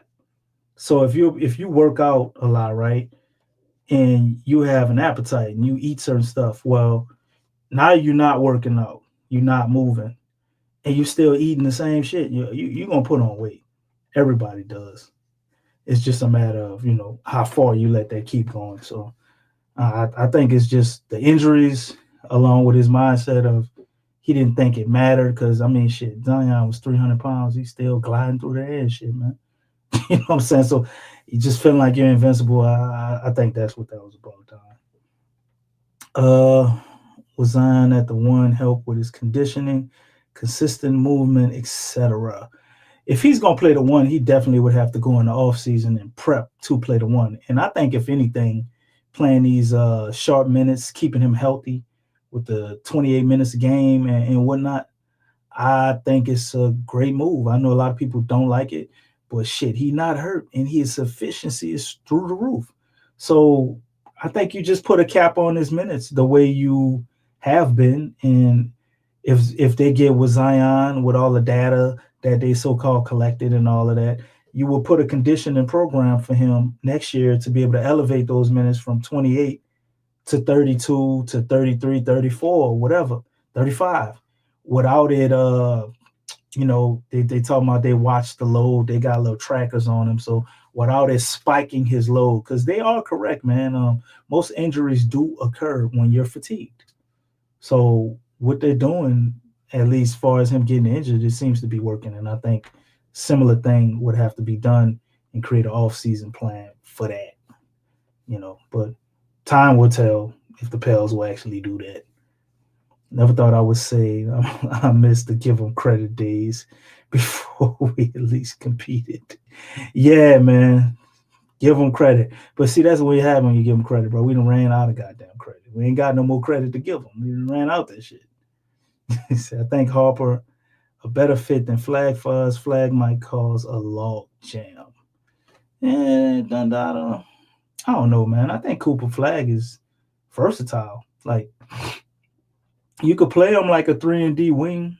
You can play him as a power forward or small forward. I think he could be a small ball center, maybe not his rookie year, but once he put a little weight on and get stronger. I don't know. I think Cooper Flag is a very versatile player. I just think getting him, it raises your floor, obviously, but you still need point guards. You still need to get like 2 point guards, even if you get Cooper Flag, in my opinion. So as long as they're able to do that, you go back and you get Alfred Payton back or something and sign somebody else, I think the Pels can be a very competent team. And I don't think it'd be a log jam at all. Like, I think you can play bigger and play all of those guys. You got to think DeJounte and Herb still going to be hurt. You still got CJ here. CJ is on the expiring. We don't know what's going to happen with DeJounte in the future. Like, will he ever be the same? Hopefully. I like to have him here, but I don't know how the Pels looking at that.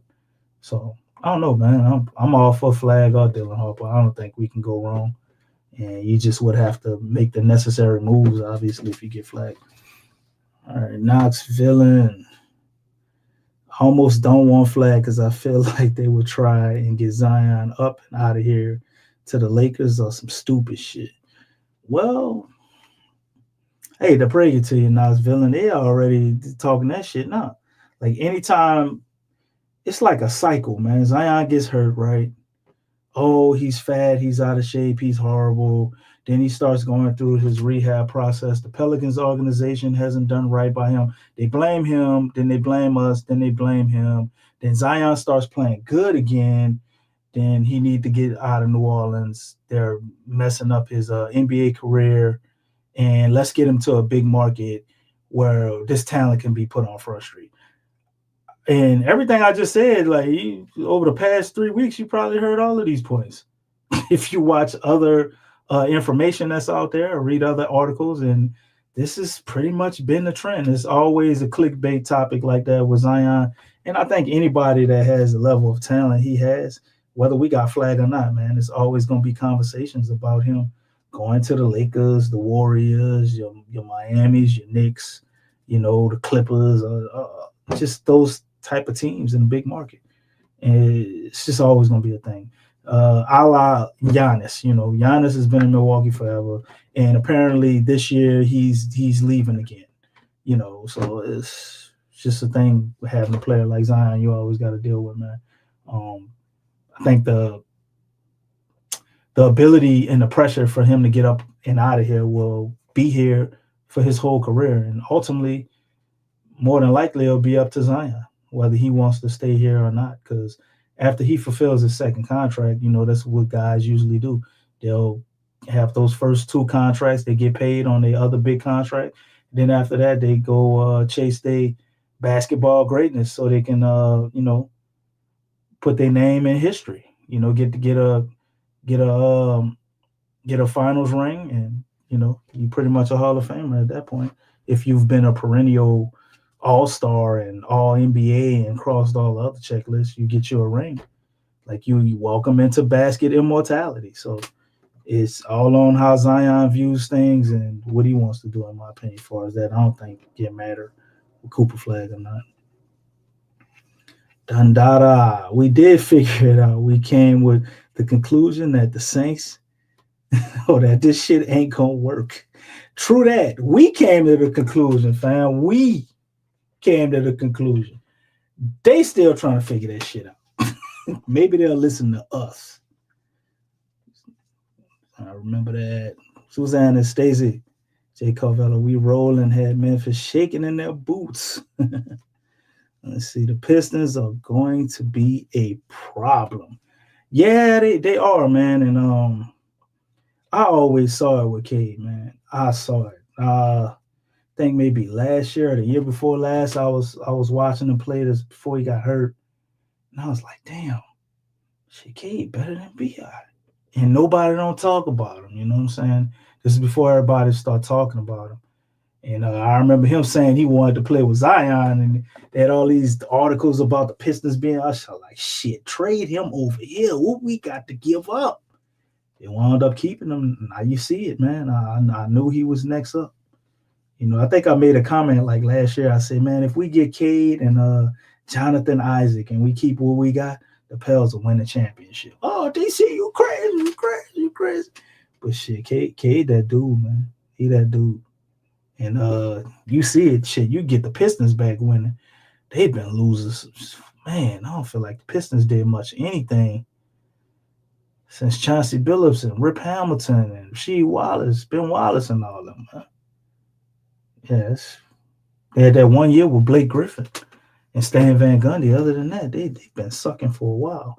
I hate how they did my boy AI over there. But yeah, the Pistons, they back, bro, and they're a problem. They're young. And I don't think they're going nowhere, man. The Pistons are going to be one of them teams in the playoffs for years to come. They always going to be right there. The only thing that can mess it up is, I guess, contracts and them not being able to fill out their rosters once they start paying guys. Let's see, Knoxville, remember that?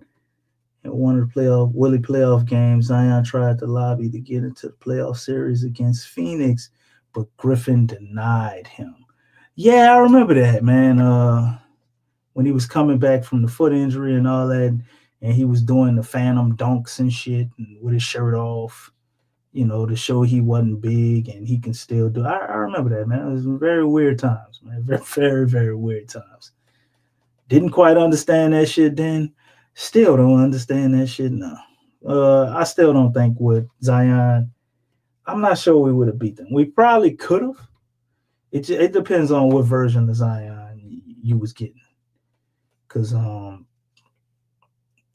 if you're getting that version of him in what you call it, the tournament and shit, when he's not fully himself and he come back and all that, I don't think we'd have beat them. But if we got Zion, like what we know him to be, yeah, we probably could have beat Phoenix, man. Now, would we have been able to beat Dallas and go on to do what they did? I don't know. I don't know. Let's see. Lexxah and Big Q got the bird flu today.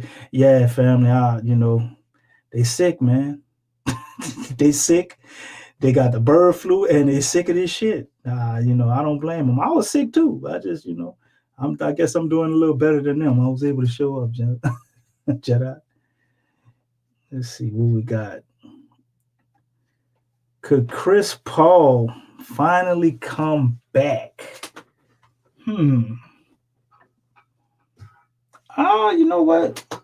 I will welcome that, but I think it will be more of a moral victory than on a basketball court. I'm sure he could help some, but Chris Paul's benefit will be in training up that next guy. Like if we had Dylan Harper and then we got Chris Paul back over here, that would be an awesome situation.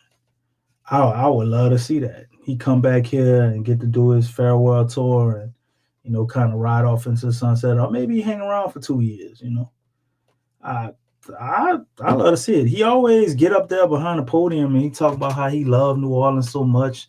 When we play the Suns and we be booing him, we're like, really, the way I love y'all. That's the way he be talking, like he can't believe we booing him and all that. He don't know how much he loved the city, his family here. His in-laws and stuff stay here. So I think it could be a thing. You get CJ money up out of here. I don't think, obviously you ain't paying Chris Paul no $15 million or nothing, but I think, $5-6 million have to start at least somewhere around that range. I don't think he'd go anywhere for cheaper than that. But I think Chris Paul could finally come back. And I think it would be a good look. It'd be a good look for us. And it'd be a good look for him to go ahead and, hang his jersey up in the Raptors when he want to retire where he all started. Man, I don't think nobody in the city really had no ill will towards Chris Paul, and we understand why he left. Everything was crazy. But him coming back, man, I'm all for it. Let's see, we got Jaden. DC, if the Pels ever fire Willie Green and David Griffin, I will have a party and celebration and saying family miserable from those two dummies is finally, or the misery from those two dummies is finally over at least. Well, I can tell you this, man. If they fire Willie Green and David Griffin, you could come on over here and celebrate because we doing a goddamn live. Straight up. We going to be in here celebrating too, bro. That would be a wonderful day. And that being over, whoever they put in after these two guys, man, I'm not sure it can get worse. It would have to be better. I don't think it can get any worse. So that definitely would be something to be happy about. And you can see the Pels moving on up, man, and going into a different direction. Because we see, the potential here, but shit, we running out of time, man. That potential is slowly dwindling away. They ain't gonna have no more potential left. If David Griffin and Willie Green keep sticking around, they're gonna suck all the potential out the shit. And then we just gonna be a bottom of the barrel, middling ass team. I think after next year, if we don't have some turn in trajectory, if we have all this bad injury luck bullshit again, and this whole thing happens again, I don't see how anybody would want to be here. Like Zion probably would want out, Trey would want out. Shit, Jose Alvarado probably want. Everybody would want to get out of here, man. Like we've been having injury issues for like the last 4 or 5 years. And everything is always, if we wouldn't have been injuries, if we wouldn't have been injured, and all that shit. So I'm happy reading your comment, man, but it's almost depressing thinking about the possible reality of these two idiots still being here next year. I don't think we're gonna be able to get rid of both of them at the same time. But definitely Willie Green. I don't see how Willie Green is still here. He should be gone, man. And that shouldn't be a surprise to anybody. And I don't think any NBA team would hire him as coach if we fire him. Let's see. DC, where's Big Q and Lex? Do they have the bird flu or the Willie Green flu? See, that's the thing, bro. I just got the bird flu. You feel me? They got both of them. So they're not here, player. Like, I'm kicking it with y'all. I'm hanging in there with the bird flu, you know what I'm saying? Threw up a few times watching the game, and this shit was horrible. But I'm here. But you got the bird flu and the Willie Green flu? Man, that's too much, man. That's too much, bro. You gotta respect it, man. You gotta stall them out, man. Give them an off day. See my man, Jaden. Jedi. Why am I saying Jaden? Just damn comment. Jedi. I love New Orleans too, but our city got problems lately. Players out, crazy ass snowstorms, clueless green not fired, and add tornadoes. Shout out to everybody who pretty much fared well during the storm, man. Blessings and condolences. Got to say that in the beginning of the show too. I was reading, a few people somewhere. I think it's Tylertown or somewhere. People died, man. A few of these crazy storms they had going on this evening. And joking about Big Q with the Willie Green bird flu. Actually, I think he's having some technical difficulties with his electricity and different stuff like that. So yeah, it's definitely crazy out here, man. The city got a lot of problems. But with all of those problems, man, we always fight back and overcome them. Unlike the Pelicans, they need to get more like us. But we'll be all right. And trust me, Willie Green will get fired. Or at least I think so. Some people don't, but I think Willie Green will be all right. Let's see. Knoxville.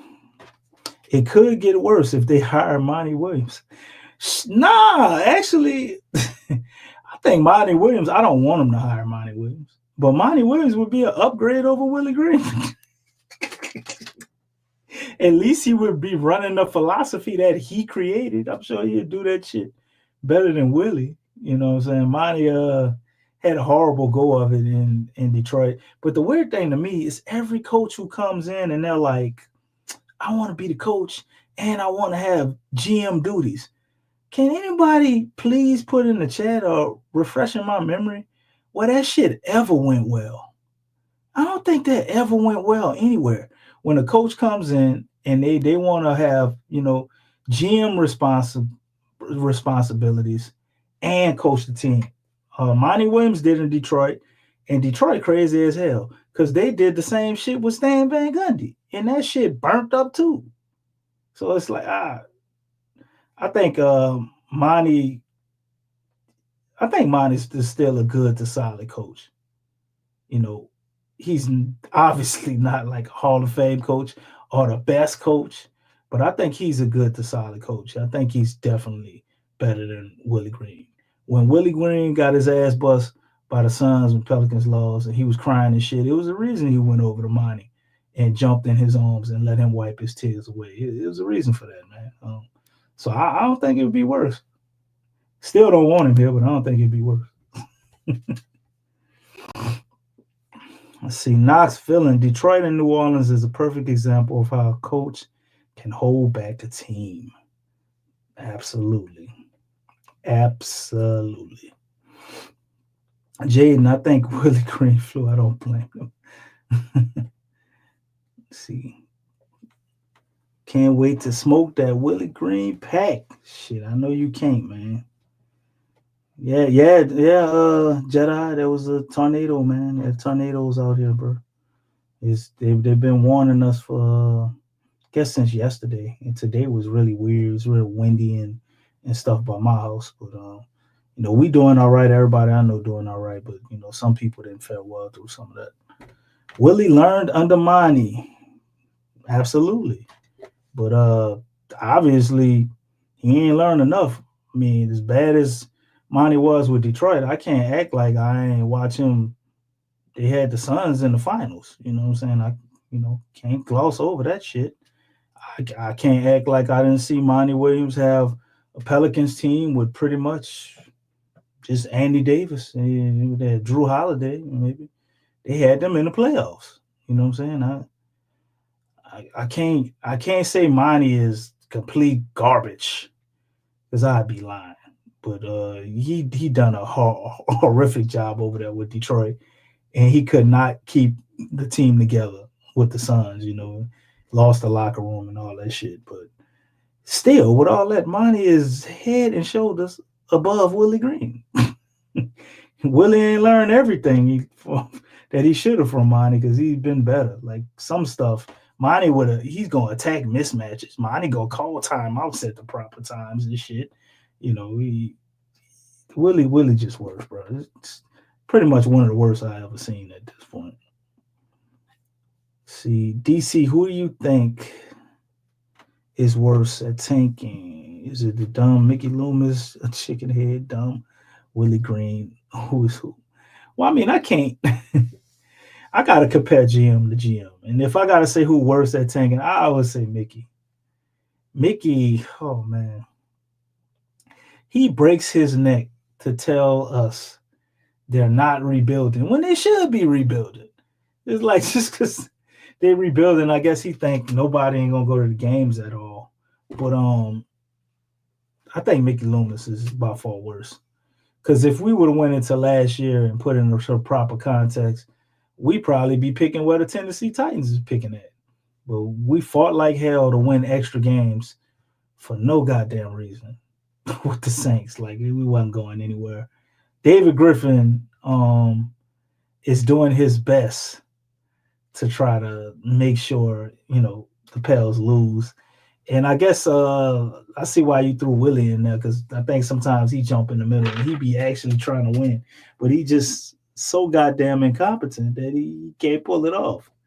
So, but Loomis is it's definitely still worse, man. Just we've had so many chances with the Saints for them to be way better than they are. If they would just rip the Band-Aid off and reset that shit. Even before Drew Brees retired, I mean, y'all got to remember, we had a chance to get Lamar Jackson. They jumped over Lamar to draft a dude that they didn't even really keep after his first his rookie contract. Wound up being a bust. And everywhere he went, it's kind of been a bust. Solid player, but not what we gave up. And then you look at what the Ravens doing with Lamar Jackson. Could you imagine Lamar Jackson sitting behind Drew Brees for a year? Then he took over the Saints. Where would they be? So definitely got to give it to Mickey Loomis. Let me see. I'm good, man. I'm good, bro. Just up in here trying to kick it with y'all for a little minute before I get up out of here, reading these last few comments. We're about to come to an end of this. Feel a little weird being in here by myself. It's been a while since I did a show alone, but technically I'm not really alone because I got all y'all in the chat going over y'all questions and whatnot. So we're pretty much about to get up out of here, man. So if y'all got any other questions, y'all need to go ahead and fire them things up before I end the show. But go through a few more comments we got here. I say give it maybe about another 5 minutes or so, man. I'm go ahead and end the show. He said Willie called the team soft, but he's scared of the refs. Because he's soft. Shit, the team is a representation of him. You know what I mean? If they are soft, I don't know how you look at your team and not realize that that's your fault. Maybe you should rip all them bullshit ass banners down that they got up there with all that soft ass language. So yeah, Willie Green is just lost, man. He can't see the forest from the trees at this point. And I saw something during the game where he's talking about Miles' son winning a state championship. He's like, yeah, I told him, you can go to the game and your son win a championship. You might not get another opportunity with that. And it's like, man, just hearing him talk about that shit, all I thought was soft. Like, man, we got 50 losses, man. Well, at that point, we got 49 losses, man. And I don't know, man. I don't think I could take 49 losses as a coach. Every goddamn time y'all see me talk, I'll be mad. Like all this smiling and happy shit. And I understand you ain't got to be like that all day. And you can separate that from your regular life. But, man, we are a losing organization right now. And this dude talking about, I told Coach Miles to go in San Antonio, and they wanted to come and be here coaching. And, man, why y'all even telling me this shit? Y'all got this loser up here talking about this shit, man. I'd like to hear Coach Miles talk about it. At least his son won the championship. Obviously, he's probably a winner. But nonetheless, Willie ain't gonna call nothing on the refs out because he's scared of losing some money, man. He ain't gonna stick up for his players over money. He's a sellout. But see, neither Loomis or Griffin want to fire the coach. Well, Griffin kind of scared to fire Willie Green, I think, because shit, this will be his fourth coach he'll be going into, man, in 6 years. Like that's crazy. The next coach you get, you can't fire him. You can't fire him, Griff. It'd be your ass. Even though he should be fired, he shouldn't be allowed to pick the next coach. But y'all know how the Pelicans organization is running at this point, so I would be extremely shocked if they fire Willie Green and Griff, although I would love it. Let's see, do you think Herb Jones would be a better fit with Orlando, or would you rather him come back? I'm not really concerned about Orlando, him being a fit with him. But to me, I think Herb Jones would fit on any team, to be honest. But I don't think he raises the ceiling of Orlando. I think the floor maybe a little bit. Orlando, to me, after watching them, play us over and over, they managed to have our number, but they are severely lacking shooting. Orlando clearly needs like a score from the perimeter, like a real serious three-point threat. I don't think Herb helps them with that. They're already a solid defensive team, although I think him being over there probably cause a lot of havoc. It'll be very hard to score on them, I think. But I don't think it like turns them into championship contenders, in my opinion. And as far as him coming back, hell yeah, I'd like to have Herb back, unless I'm getting something meaningful for him. Like Herb wants to be here. He kind of is the closest thing we have that represents the city, him being from the area, although he ain't from New Orleans. He not from too far away, you know what I'm saying? He right there in Alabama. But who wouldn't love a Herb? Like, why would I want Herb to leave? So, like, if you're telling me Orlando giving me 2 first-round picks for him and, in some type of compensation player-wise that makes sense, and he's going over there, I was like, okay. But outside of that, like why do I just want him to leave? Nah, pass on him just leaving for peanuts. But let's see. Hit us with a preview for next game real quick. Shit, I already did, man. I told you the Pelicans gonna get their ass kicked by the Detroit Pistons. There ain't much of a preview for that. I need some of my co-members to come up there and give you more detail on it. I already know they're gonna lose. Lex would have at least gave a breakdown on how the Pels could have won. I don't see him winning. I don't see him winning at all, man. If you want to get a score, I say 110 to 97. I think we lose. We pretty much be losing the whole game. We have a few little spurts where we make it interesting a little bit. I think Trey Murphy might actually have a solid game. He's been having a rough go of it, but outside of that, it's just an L. Cade gonna cook us, man. We ain't got nobody to guard Cade. You know what I'm saying? Durant gonna get on the boards. They gonna get with us. They definitely gonna play physical because that's what Detroit do, and we gonna back down, and that's just what it's gonna be. that's the easy one, man. But I already went over that. I thought it was understood, and then you got the caveat of Trajan Langdon, who was our previous GM over there. So if those guys actually like Trajan, I'm sure they're going to be familiar with that too. And they playing for something. We ain't playing for shit. So they're going to make sure that they get a W on us. I'm pretty sure. And then when you look at the injury report, Detroit has no injuries, man. The only person hurt is Jaden Ivey. And they've been moving right along, not missing a beat without him. So I don't think it's really gonna matter. And Zion probably and not gonna play, right? We ain't got a chance in hell at winning. So there go your preview. A Zion-less game, just like tonight, but you're gonna be playing a better team. So I might be shooting them short, 110-97. We might get our ass whooped worse than that, especially after what Orlando got up on 36 by us. Detroit's better than Orlando right now to me. So we ain't got a chance in hell. Let's see, DC, if the Pels do not get at least a top 5, do you think all this losing will be a waste? Well, it depends on. I don't see how you do all this losing and not get a top 5 pick. That would be crazy. But how can it be a waste? Let me ask you this. The only way it'll be a waste is if Willie Green is still the coach. So is Willie Green still the coach? If you're saying Willie Green is still the coach, then I would say, yeah, it was a waste. But if we don't get a top 5 pick but it got Willie Green fired, it was worth it. See, Orlando needs CJ, not Herb. Orlando can't shoot. Correct, Don Dada. They actually had some trades connecting CJ to Orlando earlier, I think, in the offseason. We covered a lot of that.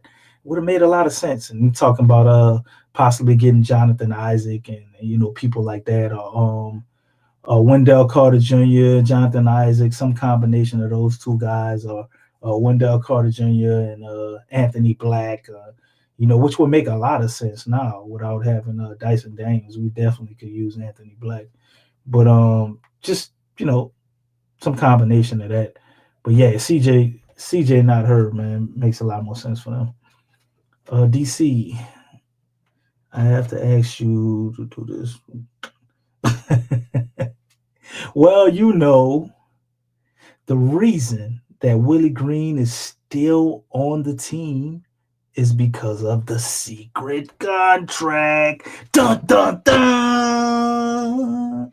Other than that, he probably would be gone. But let's not forget the idiot who gave him the secret contract. Dun, dun, dun. David Griffin, bro. Just trying to save his ass, hoping Willie Green could turn it around because he didn't want to fire another coach. But I don't know how you watch the Thunder game and think that you can hold on to Willie Green. In my opinion, after watching the playoff series last year, Willie Green should have been fired like immediately after the series.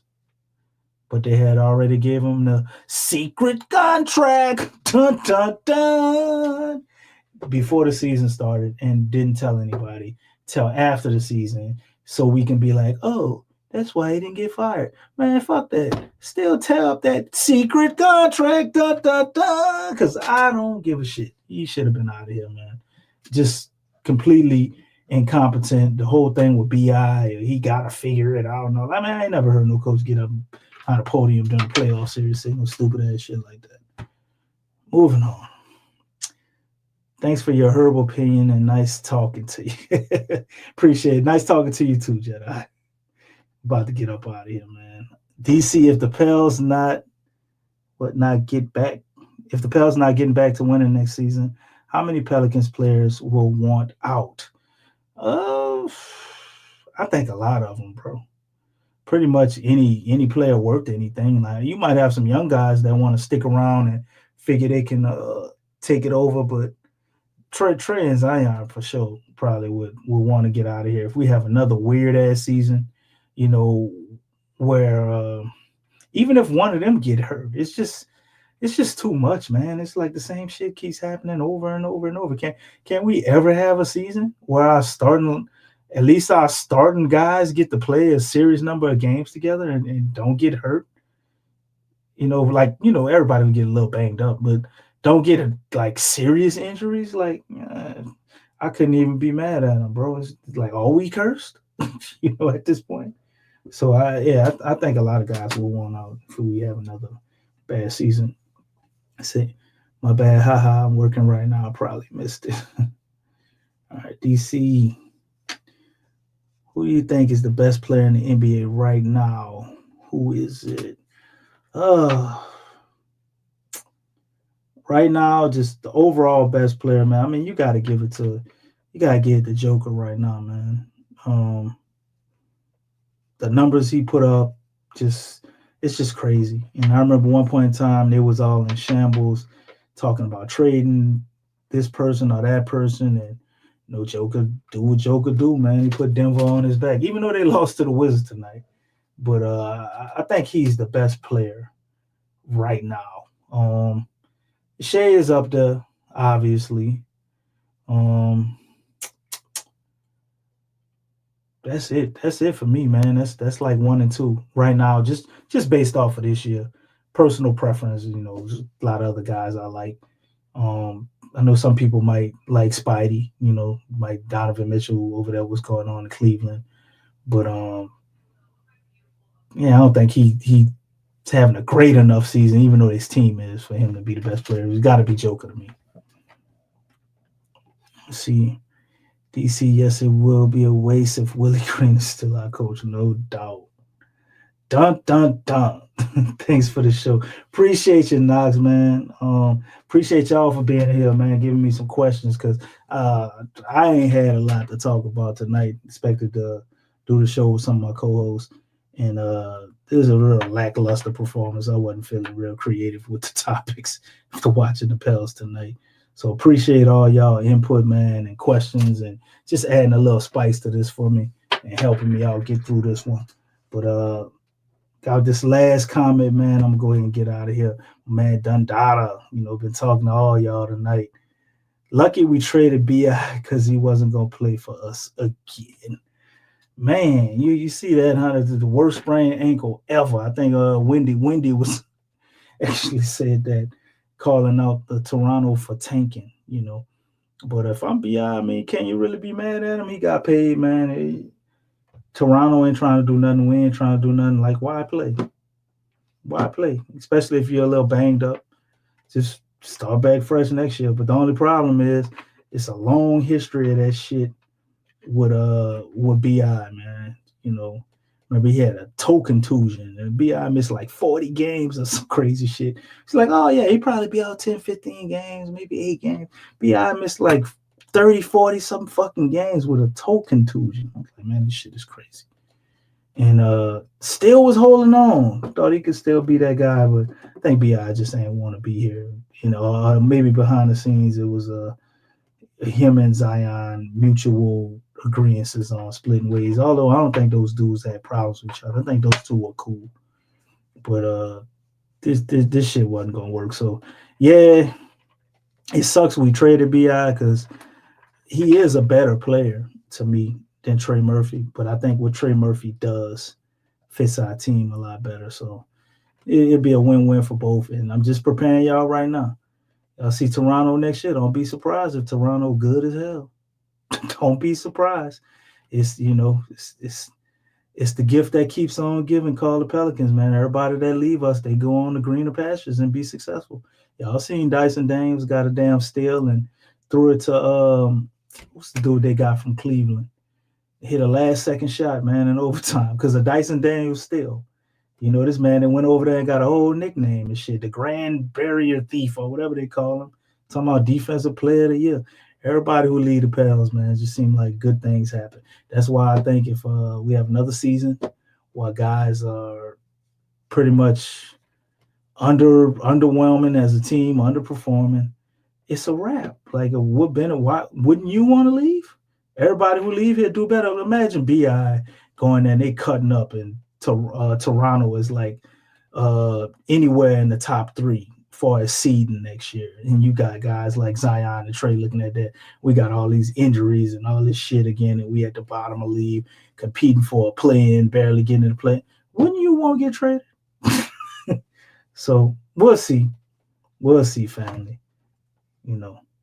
But with that, I'm gonna say please like, share, and subscribe to the show, man. Appreciate all y'all being in here. Appreciate all the commentary. But I am out. I will see y'all on Monday when we play the Detroit Pistons. And pretty much we really don't need to show up because it's going to be an L. But we will cover it here at the Pelicans Postgame Report. And with that, good night. Go Pels. Peace.